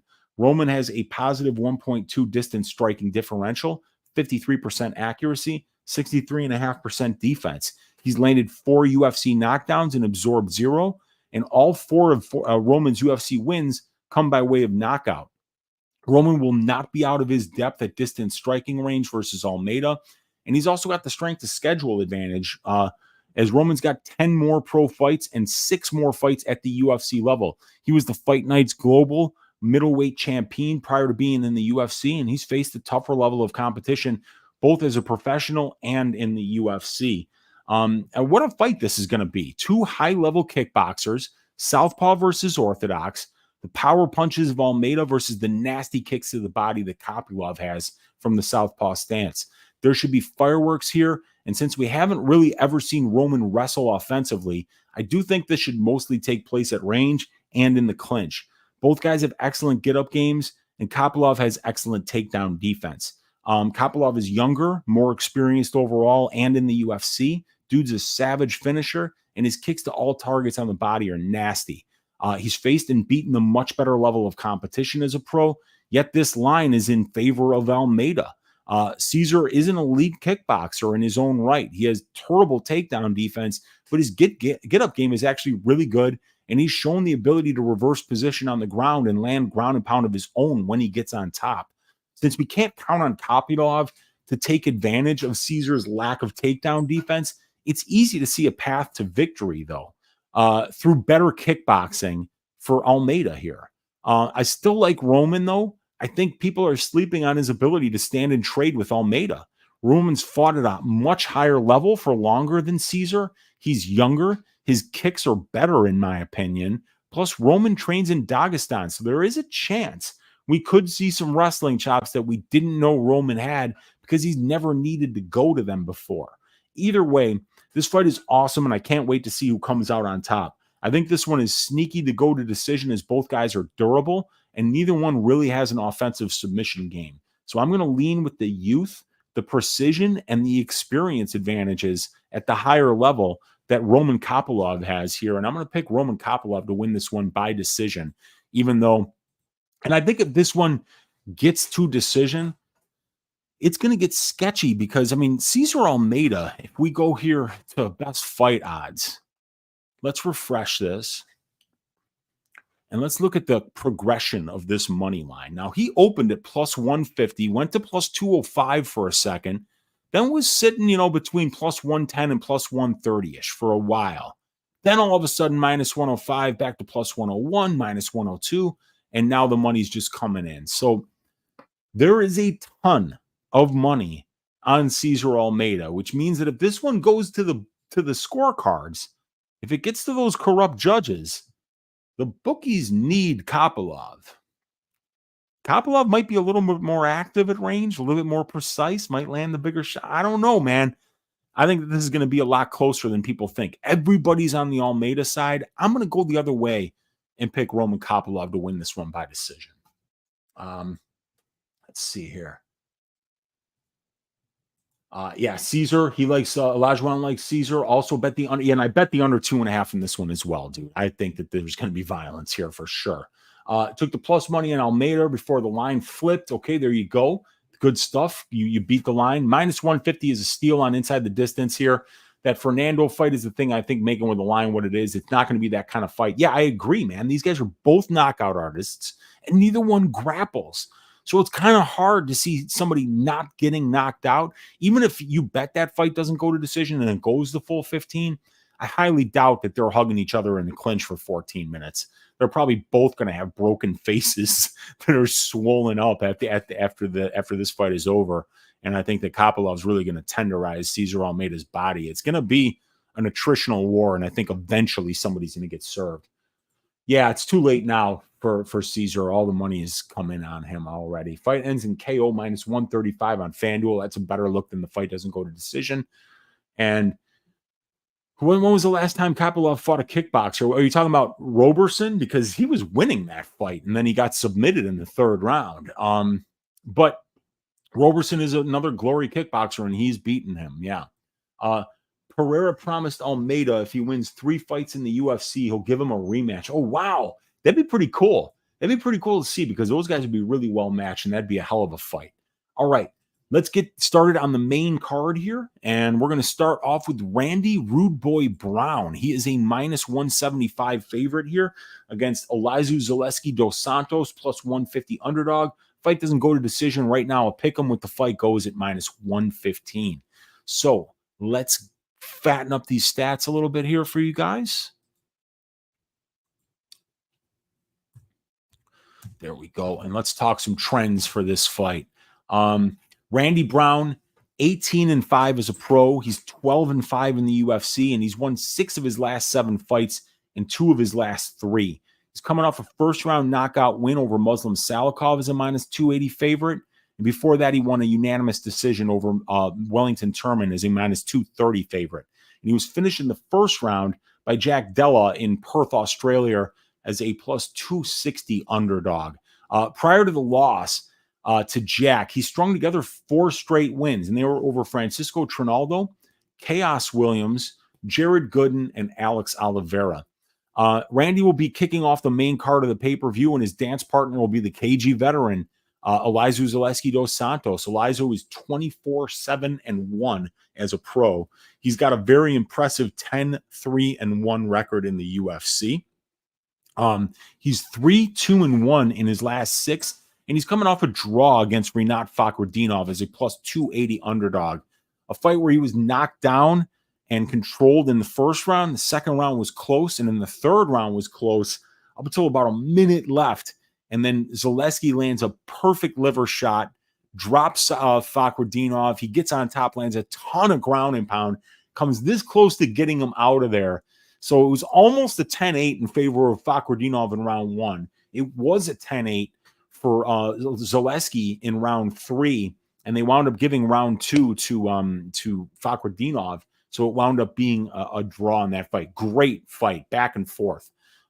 Before that fight, he won a split decision over Abu Nurmagomedov. He was a minus 105 underdog in that fight. And then a unanimous decision over Benoit Saint Denis, a fight that should have been a second round knockout. And he was a minus 250 favorite in that fight. Then it was a split decision loss to Salikov, a unanimous decision win over Alexei Konchenko, and a third round knockout loss to Li Jingliang. Before the knockout loss to Li, Elizeu was on a 7-fight winning streak. So obviously Elizeu's well tested against a solid level of competition. The bookies are favoring the youth, size, and length of Randy Brown here, pricing him as about a minus 175 favorite over the plus 150 dog in Zaleski. And you see those measurables advantages. 3.5 years younger for Brown, 4 inches taller, 5-inch reach advantage for Randy. And he's got the striking advantage here, I think. Both guys are excellent strikers, but Randy's busier, he lands more, and he's more powerful, and he gets dropped less. The length Randy has, in addition to the power he flashes at distance, makes him a difficult problem to deal with at range. But Zaleski's more experienced as a professional. He's got 6 more fights. He's got 90 more minutes of pro cage time. I think Zaleski's more durable. We've seen Elizeu dropped 6 different times in the UFC, but he's only been finished once, and that came against Li Jingliang in China, and there was only 7 seconds left in that fight when it got stopped. Brown has been finished, though, in 4 of his 5 pro losses. So I'd rate Zaleski as the guy more likely to win this fight due to the fact that he's 14-1 to the knockout as a pro, while Randy is 7-2 to the KO. And what I meant is not more likely to win, but more likely to finish this fight. And then Zaleski's got the grappling advantage, I think, here. I do see Elizeu being the more likely guy to mix in the grappling here, like he did in the Curtis Millender fight.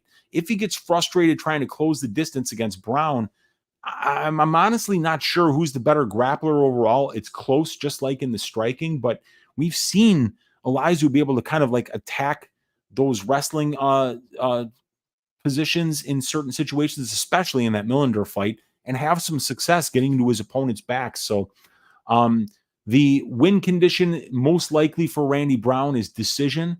And the win condition most likely for Zaleski is actually submission in this fight, according to my UFC numbers.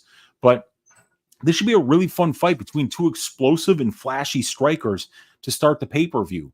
Randy Brown's hot right now. He's won 6 of his last 7. He's 3.5 years younger, 4 inches taller. He's got a 5-inch reach advantage. But it's Zaleski who's more experienced overall. He's more durable. And he's also a well-rounded fighter who's dangerous wherever the fight goes. I have to lean to the Brown side due to the measurables advantages and the fact that he's been busier of late and is closer to his athletic prime than the 37-year-old Zaleski. Both guys are dangerous on the feet. Both have solid clinch games and good takedown defense, and both guys have fought and beaten experienced UFC competition with winning records.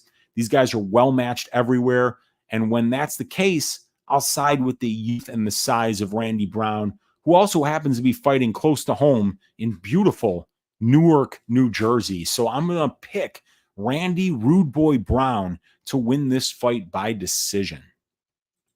There we go. Okay, let's see here. We've got Olajuwon saying he's going to take the Rude Boy. Rude Boy, let's go.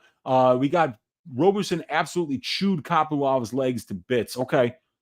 We got Justin Statham gets cash saying no USADA might equal Santos KO. Maybe, I don't know. We got Bosa Brewer in the room saying Roberson hasn't won a fight since he beat Kopylov. Yeah, that's true. That's true. But that, you guys got to remember, man, that was Kopylov's UFC debut. The UFC debuts are notoriously bad performances for a lot of great fighters in this organization. A lot of great fighters just don't perform as well in their debut as they do going forward. And we've really seen Kopylov take some nice steps. We got Olajuwon saying I sprinkled a tall man parlay with Randy and Rowe. It's not bad, dude. And ring a ding ding, you guys. We got Riff Raff with the 1999 donation saying keep up the great content, Uncle Weezy. Let's stack those winning tickets like flapjacks. Let's go, man. Truly appreciate the kind and generous donation to the channel.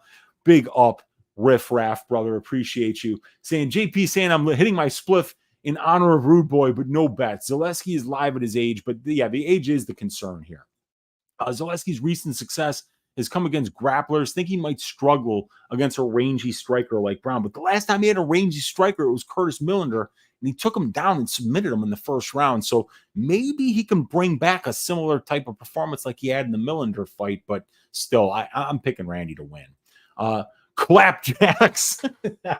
I did screw that one up. Appreciate it. Can't bet him though, as I don't trust his chin. Yeah, I don't trust Randy Brown's chin either, man. That's for sure. And Zaleski hits hard. I actually thought a Zaleski finish only prop just because he is more durable than Randy Brown. That at plus money, a Zaleski finish only prop is a cheeky look in my opinion, you guys. But let's move on to this next fight. Let's get the stats up here for you guys. And it's going to be a barn burner as we've got Jailton Almeida squaring off against Alexandr Romanov. Jailton's a pretty big favorite here. Let me get these stats fattened up on the screen for you guys. All right. And hang on just a second. Got to get that banner up. Jailton minus 310. Romanov plus 260. Fight doesn't go to decision here at minus 325. So, let's first start talking about the trends in this fight after I get a little water. Jailton is 20-3 as a pro, and he's 6-1 thus far in the UFC. He's coming off a loss in his last fight that snapped a 15-fight winning streak for Jailton.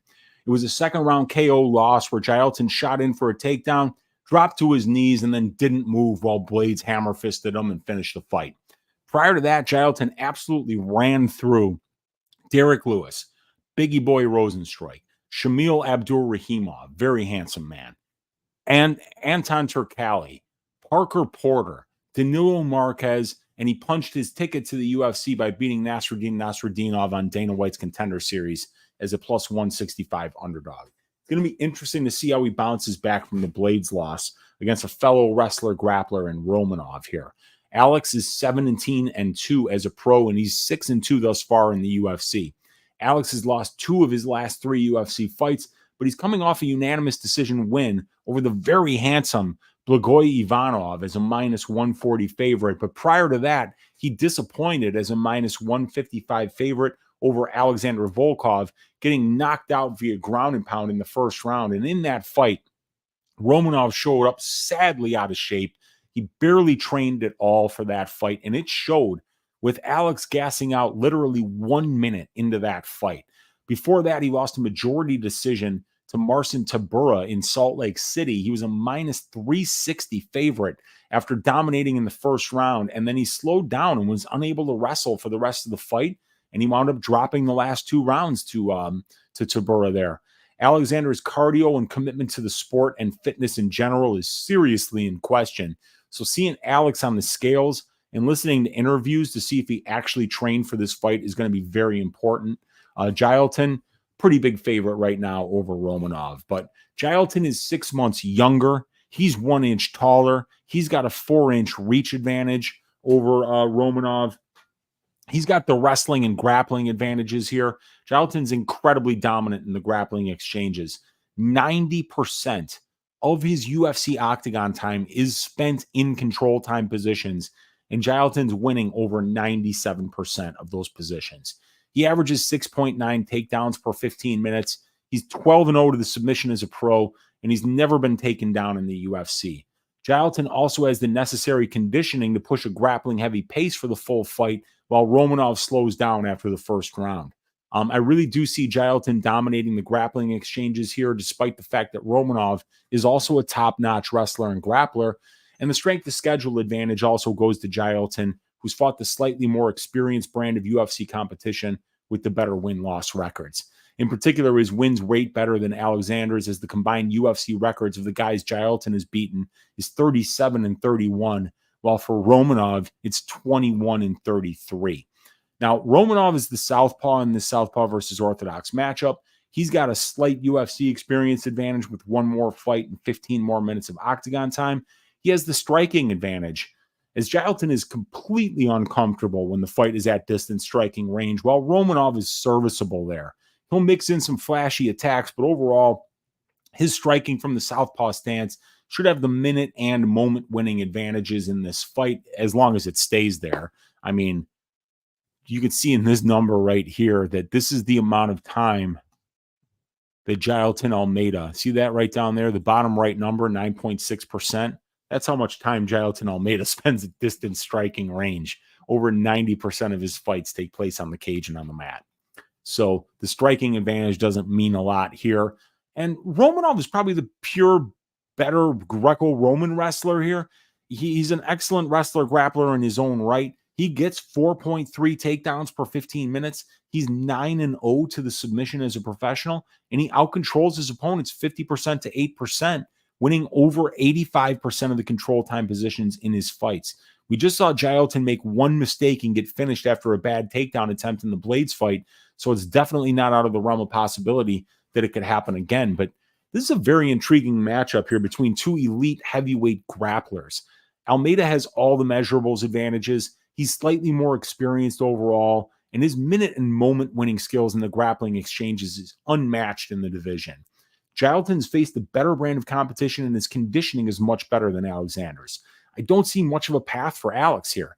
The only time he faced someone who could wrestle in the UFC, Juan Espino took him down 4 times on 5 attempts, and he made Romanov just quit in the 3rd round after a groin shot. I could see Romanov having some success early, but I don't see this being close on the ground. And Jailton refuses to fight at distance striking range, so I don't really care that Romanov has the better striking. I think Jailton finishes Romanov in the 1st or 2nd round in a very similar way to how Volkov finished Romanov once he was put on the bottom. So Jailton should absolutely make this one look easy, and I'm picking him to win this one by 2nd round ground and pound knockout. All right. Let's see what you guys are saying here. Yeah, after the Blades fight, yeah, but you got to remember, dude, Blades would be minus 300 against Romanov. And think of it this way. How many seconds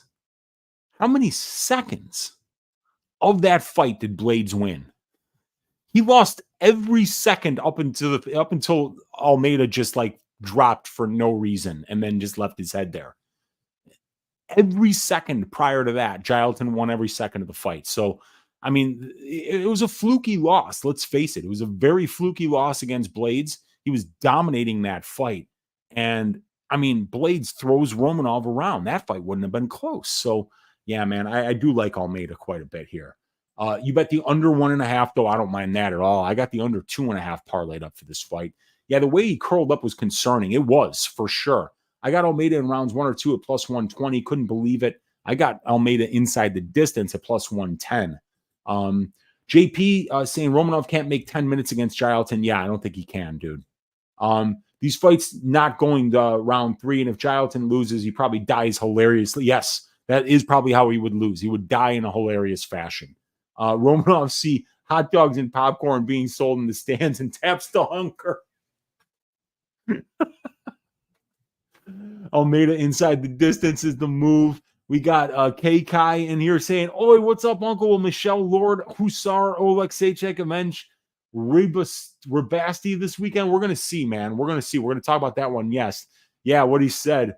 Rabasti? Is that what he said?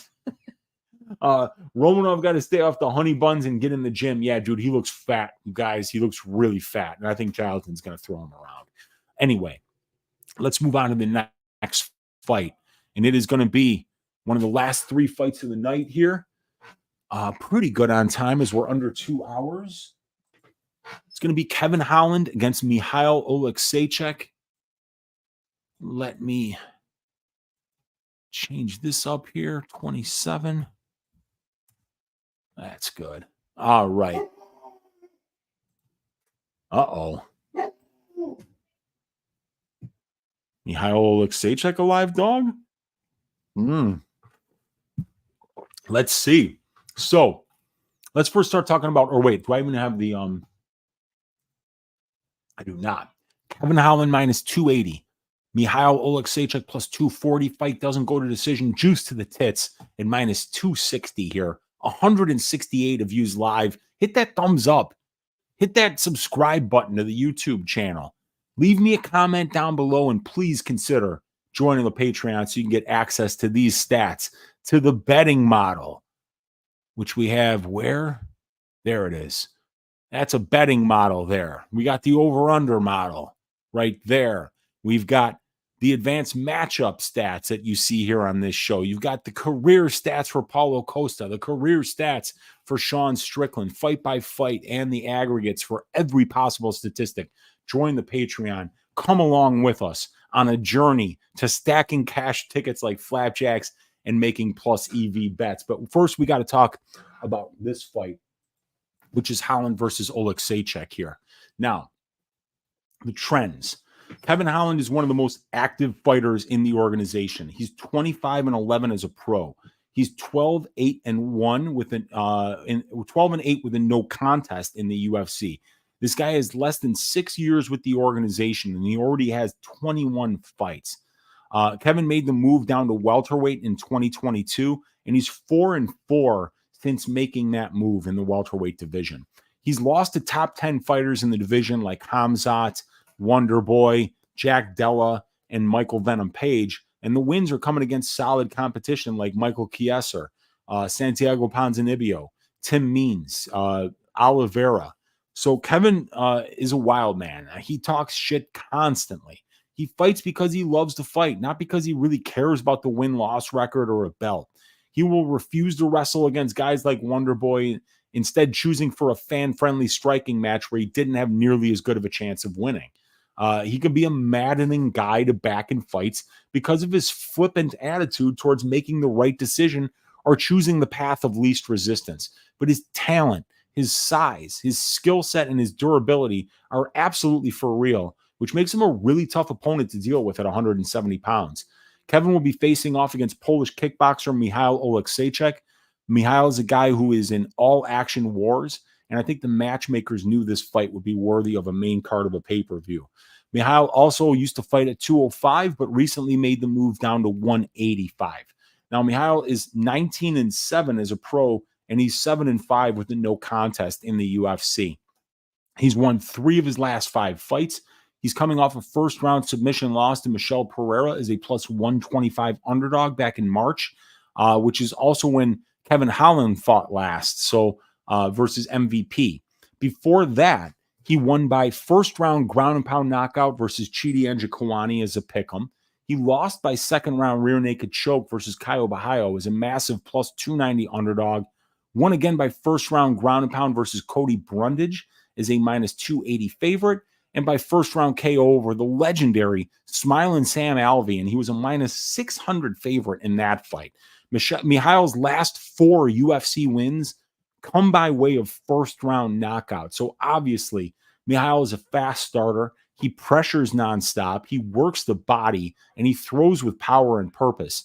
This fight should start fast and be a really fun back-and-forth scrap for as long as it lasts.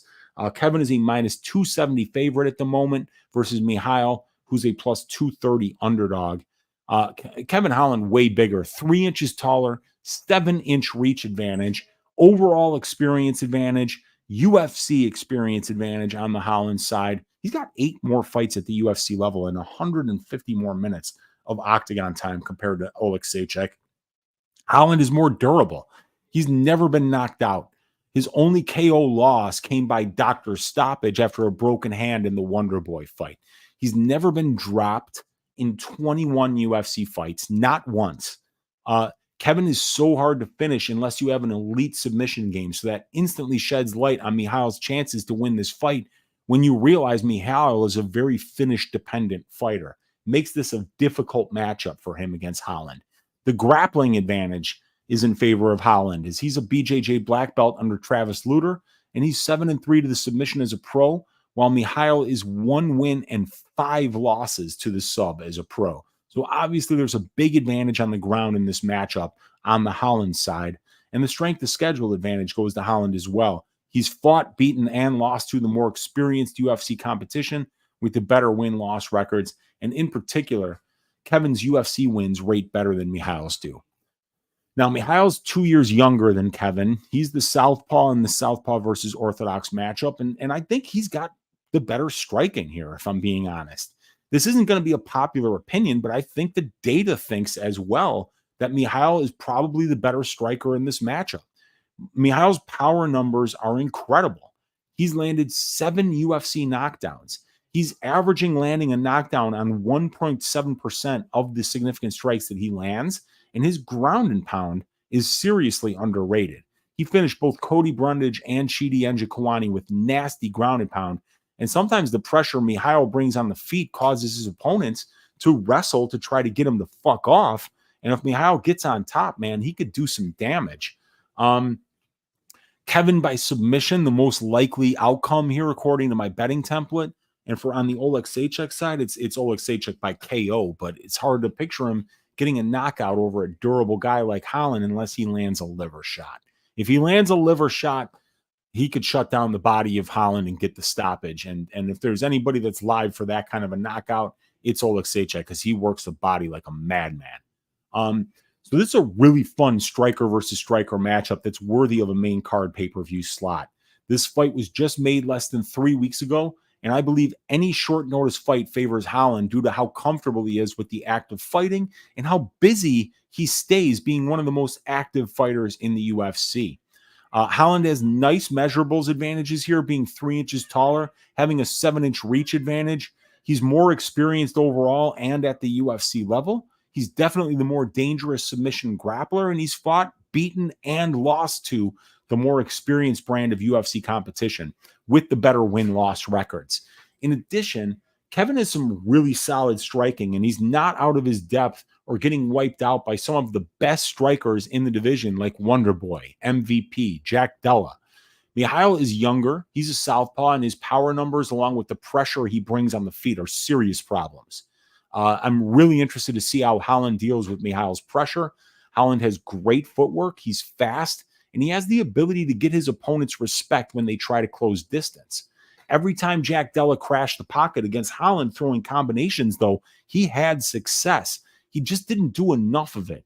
But I think Michal has the perfect style to give Kevin problems. And if I thought Kevin could get this fight to the ground or force a grappling heavy fight, he probably could make this look a whole lot easier. But that's probably not going to happen. Kevin Holland doesn't take the easy way out. Michal is going to get the fight that he wants here. And I think that's very interesting if you're thinking about backing him as a dog.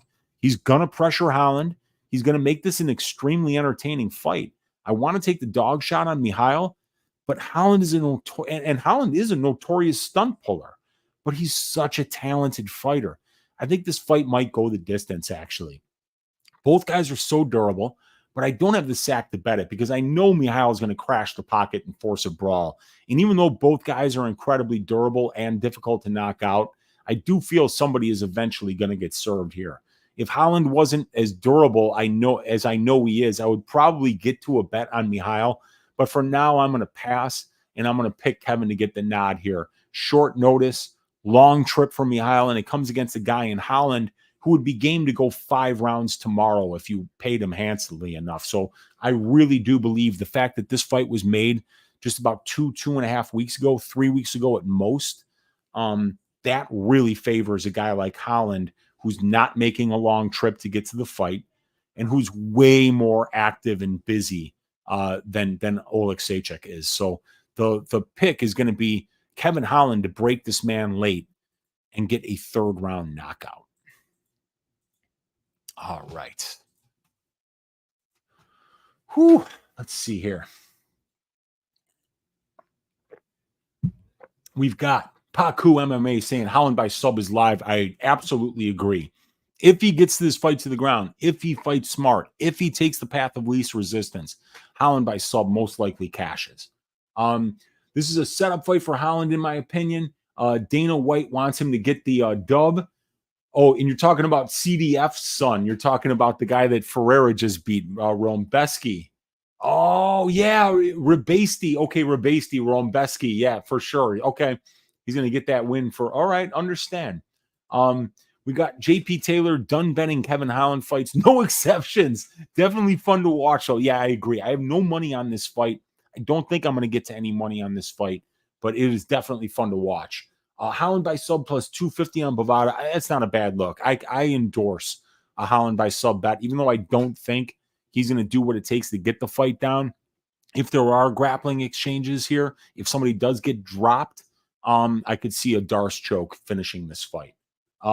We got Keiki saying Holland sub seems very probable. I agree. We got Jonathan Finazzo in the room saying Weezy in the building. Let's go, Jonathan. We got Gogo saying Holland is one of the most disappointing fighters of the last few years. So much potential. He's a notorious stunt puller. That's why it's really hard to lay that kind of juice on a guy like him. But let's get on to this next fight. It's the only fight that I haven't written up yet, and it is the co-main event, and it is Sean Strickland at minus 240 going up against Paulo Costa at plus 205. Fight doesn't go to decision for this one at minus 155. Let's get these stats up. So these guys are the same size. It's just Sean's going to have a 4-inch reach advantage here. Sean's got the experience advantage overall and at the UFC level. And he's just the guy who stays a lot busier. Like if we were to look at, here, let me save these picks. And then we're going to just go to Tapology. Let's go to the fight card here. And like here, let's actually first look at Costa and see how much he's fought recently, right? So he's fought once in 2024, didn't show up at all in 2023. He fought once in 2022. He fought once in 2021. He fought once in 2020. And he fought once in 2019. So this guy has only, since 2019, he's fighting less than once a year. Less than once a year. Now, let's see how many fights Sean Strickland has had since 2019. All right. He took all of 2019 off due to the motorcycle accident. And then since then, 5 straight wins here, 7, 10, 11 fights. 11 fights since Costa's had like 4. So he's just been way, way, way more active. Paulo Costa just doesn't show up to fight. I mean, like, there's no guarantee that this fight's going to take place because Paulo might just back out on weigh-in day. He might show up on weigh-in day and say, let's make this fight at 200 pounds instead of 185. And Sean will be like, okay. Sean doesn't care. Sean's going to probably beat his ass anyway. But when this thing's on the feet, it's going to be interesting, you guys, because damage is what matters here. And even though Sean is a lot more busy, even though Sean is a lot more efficient, you see this positive 1.6 distance striking differential versus negative 0.5 for Costa, and Sean's a lot busier. Sean's a lot more defensively responsible, but Costa swings big. He's landing a knockdown on 0.6% of the significant strikes that he lands, and he's very accurate on the feet. So while Paulo isn't going to really wrestle at all, neither is Sean. And while this is on the feet, Paulo can push through and land some big shots. And if he's landing the more eye-catching shots, and this thing goes the full 5 rounds, who knows what's going to happen. But it's Strickland who's been fighting the better brand of competition, especially recently. It's Strickland who's been a lot more busy recently. This is a 5-round fight. We know that that's going to favor Sean's style because Sean can push a pace for an extended period of time. Paulo's a guy who's got a ton of muscle on his frame. That causes him to slow down later in fights. He doesn't have a style that maintains energy over a long time frame well, while Sean Strickland absolutely does. So 5 rounds favors Sean Strickland. Strength of schedule favors Sean Strickland.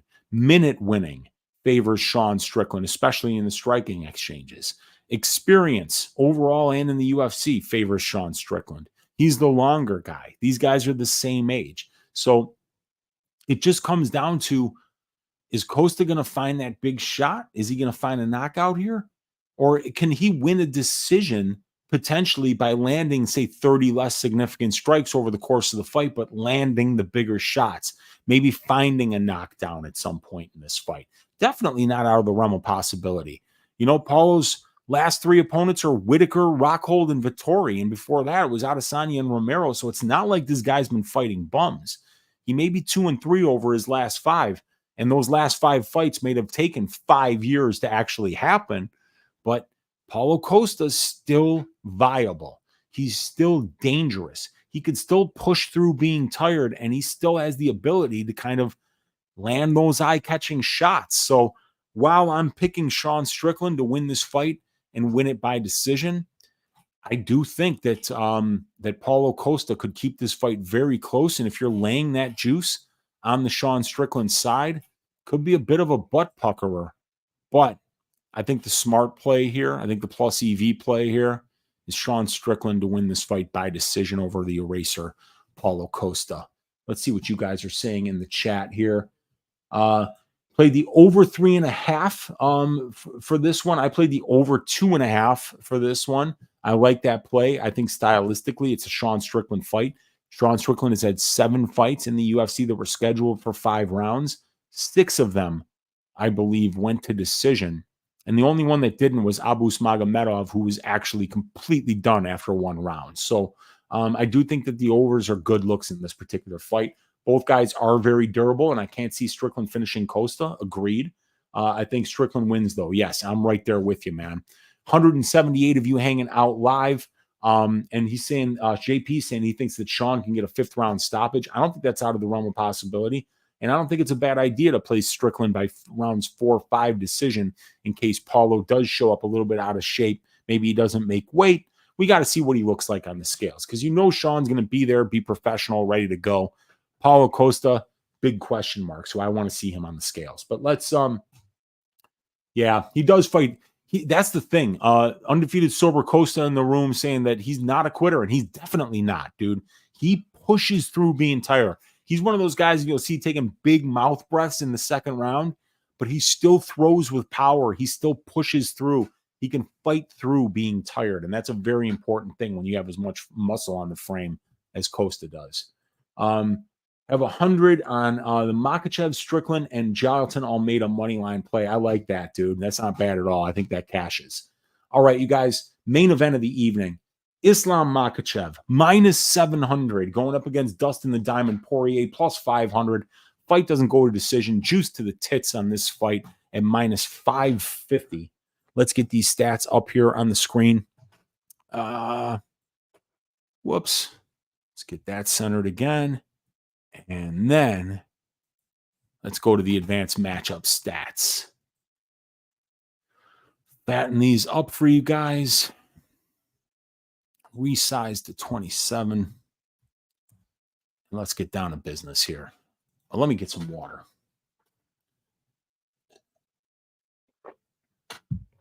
All right.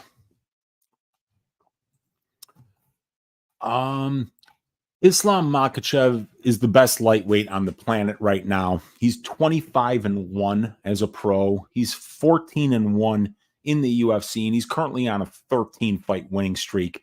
He's trained under combat sports legend Abdulmanap Nurmagomedov since he was a kid, and he's following in the footsteps of Khabib Nurmagomedov as being a dominant champion of the UFC's lightweight division. This will be Islam's first lightweight title defense against an actual lightweight, though. Islam won the belt from Charles Oliveira in October of 2022 via a 2nd-round arm triangle choke. He was a minus 190 favorite in that fight. Then he defended it against Volkanovski in February of 2023 in Australia, and he won a 48-47 unanimous decision as a minus 375 favorite. Then he rematched Alex in October, this fight on short notice, as Alex stepped in for Oliveira, and he finished him in the 1st round with a head kick and ground and pound as a minus 260 favorite in that spot. 8 months later, Islam is defending his belt against Dustin Poirier, who is fresh off a 2nd-round knockout win over Benoit Saint-Denis as a plus 175 underdog. Prior to that, he was knocked out by a head kick in the 2nd round by Justin Gaethje as a minus 155 favorite. And before that, he had an awesome fight with Michael Chandler, which he won by third-round submission as a minus 220 favorite. And before that, he won twice versus Conor McGregor. Dustin has publicly been talking about retirement. He's 35 years old. He's been in the UFC since New Year's Day 2011. And he has 30 fights with the organization. It's going to be interesting to see if Dustin can pull off a world-shocking win here against the minus 700 favorite in Islam Makhachev. Islam is almost 3 years younger. He's 1 inch taller. He's the better minute winner. Islam is such a dominant fighter. He's 9-0 to the decision as a pro, and he's 5-0 to the decision in the UFC. He absorbs next to no damage in his fights, and he uses his grappling game to suffocate his opponents. The grappling is where he has the biggest advantage. His wrestling grappling game is what makes him the dominant fighter that he is. The threat of the takedown at distance striking range really slows the output of his opponents, as Islam is only absorbing 2.2 distance strikes per minute spent at distance, which is 2.5 less than the divisional average. He absorbs less than half of the divisional average. That's how defensively sound he is. And he's averaging 3.2 takedowns per 15 minutes. He gets his takedowns at almost a 61% clip, and he outcontrols his opponents 48% to 10%, winning over 82% of the control time positions in his fights. The strength of schedule, my metric indicates that Islam has fought the more experienced brand of competition with the better win-loss ratios in the UFC. However, Dustin has so many more fights that I don't really think Islam has much of a strength of schedule advantage here, outside of the fact that Dustin fought mostly at 145. Now, Dustin is going to have a 2-inch reach advantage here. He's got the overall and UFC experience advantages. And in the UFC since 2013, he's got 9 more fights than Islam and almost 100 more minutes of octagon time. And Dustin's going to be the better striker. He's got the superior distance striking metrics over the long term, positive 1.4 distance striking differential, landing 7.5 distance strikes per minute, while Islam only lands 3. So it just shows you how much busier that Dustin stays at range. He's got way above average 48% accuracy, does Dustin. He's landed 14 UFC knockdowns, and he's only absorbed 3. And Dustin is 16-3 to the knockout as a pro, and 11-3 in the UFC, landing a knockdown on 1% of the significant strikes that he lands. And my betting template loves Makhachev inside the distance here, and it thinks that Poirier's best chance is by KO. But does Dustin have one more huge win left in him? The bookies don't think so. I mean, Islam is minus 700 here, and that is without a doubt because of the numerous times we've seen Dustin get sloppy on the ground and get his back taken. Charles Oliveira, Benoit Saint-Denis, Michael Chandler, all these guys have had recent success putting Dustin in bad spots on the ground, and if Islam puts Dustin in these spots, he should make quick work of Dustin. Hence the line and the 87.5% implied win probability on the Makhachev side. What if Dustin can keep this fight standing, though? What if he can weather the early storm and wear on Islam, who cuts a ton of weight to make 155? Then there could be a possibility that Dustin can turn this into the kind of attritional war he thrives in, pushing through the pain, the damage, the fatigue to gut out a win, land a knockout. At the current line, this feels like a dog or pass to me. I mean, you rarely get the opportunity to bet fighters as good as Dustin Poirier at lines like plus 500. So there's nothing wrong with taking that shot. In the interest of making a prediction of the outcome of the fight, it's impossible for me to get past the fact that Dustin gets taken down and put in bad positions by guys that Islam would easily out-grapple. So the pick is Islam by sub.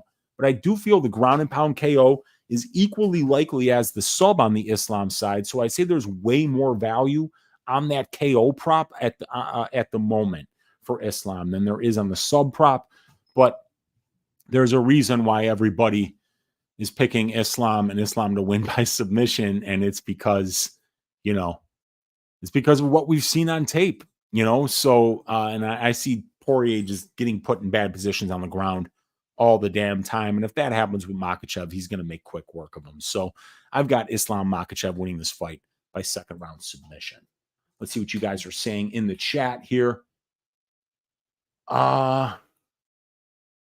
Keiki saying gilly time for Dawson. I think Dawson went for 5 guillotines in the Benoit Saint Denis fight. None of them were even close. Olajuwon Dream played the over 2.5 1 unit. I think it gets extended a bit, but feeling nervous about it. It also pulled the trigger on Islam sub plus 106 or plus 105. Okay. Jester saying, man, this is the pits. No live notification on this one. Dude, you know, it's my bad, Jester. I kind of just put it out like about an hour before I went live. I created the link. So maybe YouTube didn't have the time to send it out. Or maybe they're not sending it out because I'm trashing them live on the air. Either way. Bo Sabro saying, if Dustin gets to the later rounds, and this could get interesting. I agree with you. JP saying that nasty chin beard could help a guillotine cinch. Yeah, you never know. That's a good point, man. That chin strap, man. Does it make it easier to guillotine these guys? I guess time will tell.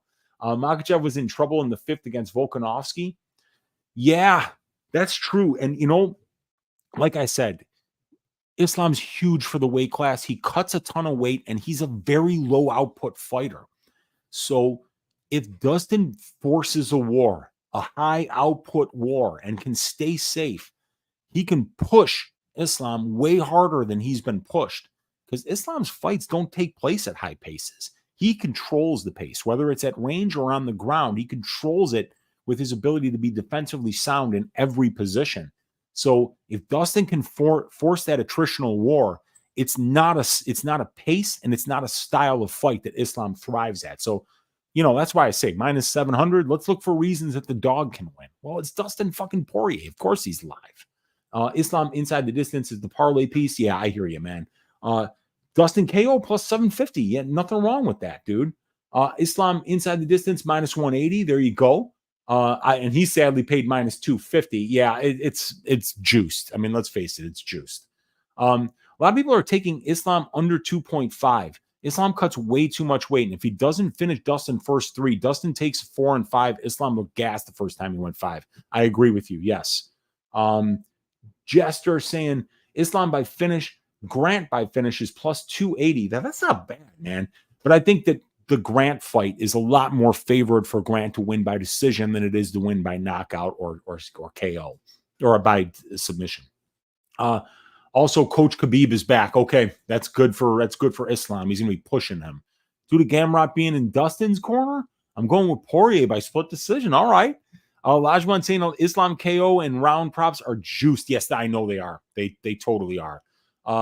Pibby Pibbs in the room saying Dustin's only chance is a finish. It's not impossible. It is definitely not impossible. Agreed, man. But you guys, we did it. 180 of you live hanging out in here. These were all the picks. You guys saw them all already. And we got 2 more things to do. We got to give you a dog pick of the week. And we've got to give you Uncle Weezy's ass shaving of the week. And I know who I'm going with for the dog pick of the week. Let me just change it here. Bam. And it's going to be this Phil Rowe money line, you guys. Phil Rowe money line is one of the only dogs that I'm picking. Lima's a favorite. Perez is a favorite. Hafez is a favorite. Morono is a favorite. Rowe is a dog. Dawson favorite. Kopylov, a dog at this point. Brown is a favorite. Almeida, big favorite. Holland, favorite. Strickland, favorite. Makhachev, favorite. So I'm really only picking 2 dogs. So I had to go with Kopylov or Rowe. But I think Rowe at plus 140 makes sense. It does worry me a little bit that Phil Rowe's money line hasn't moved much, even though it does seem that a lot of the cappers feel like he is a good value at plus 140. I could see him landing the bigger strikes. I could see him maybe sinking in a couple of submission attempts to get close. I could see him maintaining range. And I just love the power that the guy has. I think he got vet lessened a little bit by Magny by getting dragged into that clinch war where Magny was just outworking Phil a little bit. But I think if this winds up being a clinch war, I think Jake's going to lose. I think Phil Rowe will be better in the clinch than him. I think Phil has the chance to be the better fighter at range. And I think he's got the better chance to land the bigger shots. What we saw Matthews get dropped 3 different times by Matt Semmelsberger. And we need to think that Rowe should be plus 140 on the money line. Maybe somebody knows something here that I don't, and that's why this isn't moving. But your Bootsy Collins Memorial Dogs are barking pick of the week.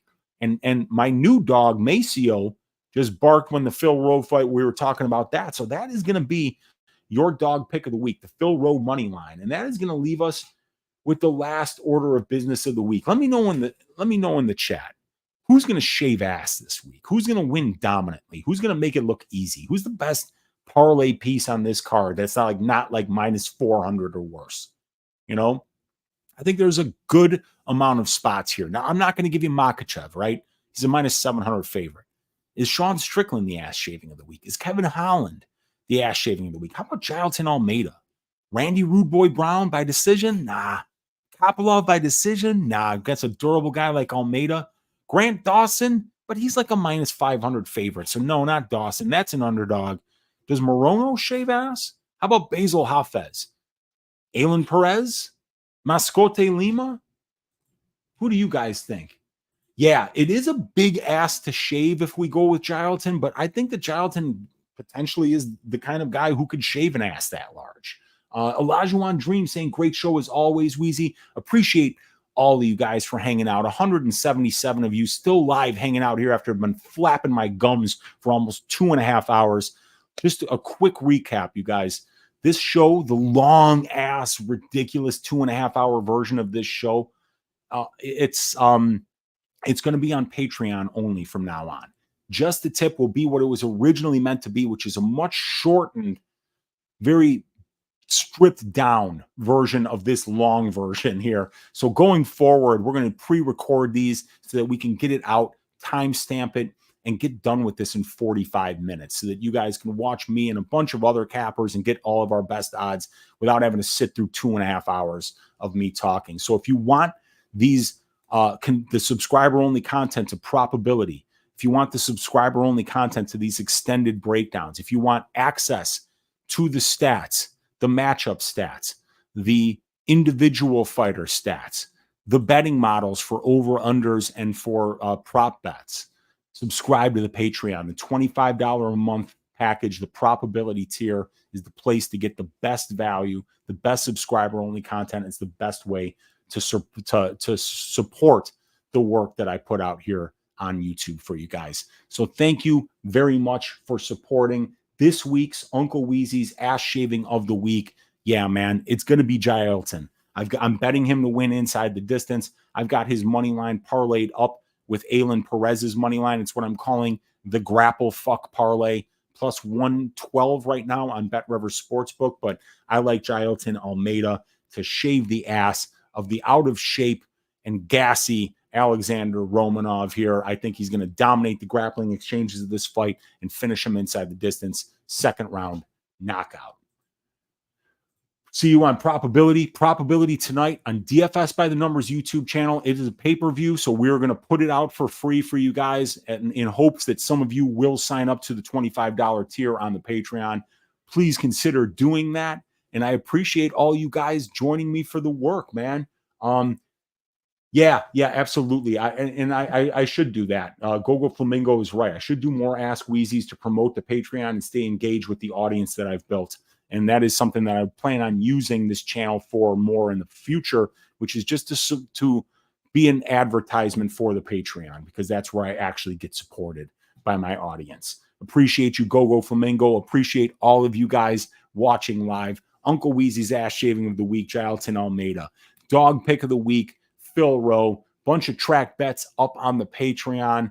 We got Big Steve's show starting in a half an hour with myself, Big Steve, and Lou Betya. And then Probability, 9 o'clock Eastern time on DFS by the Numbers YouTube channel. Your Uncle Weezy's working hard tonight. I appreciate the support from you guys. You make it all worthwhile. Good luck on all your bets this weekend. And let's stack cashed tickets like flapjacks for UFC 302. God bless each and every one of you guys. And I'll see you 2 more times today breaking down these fights. Take it easy, everybody.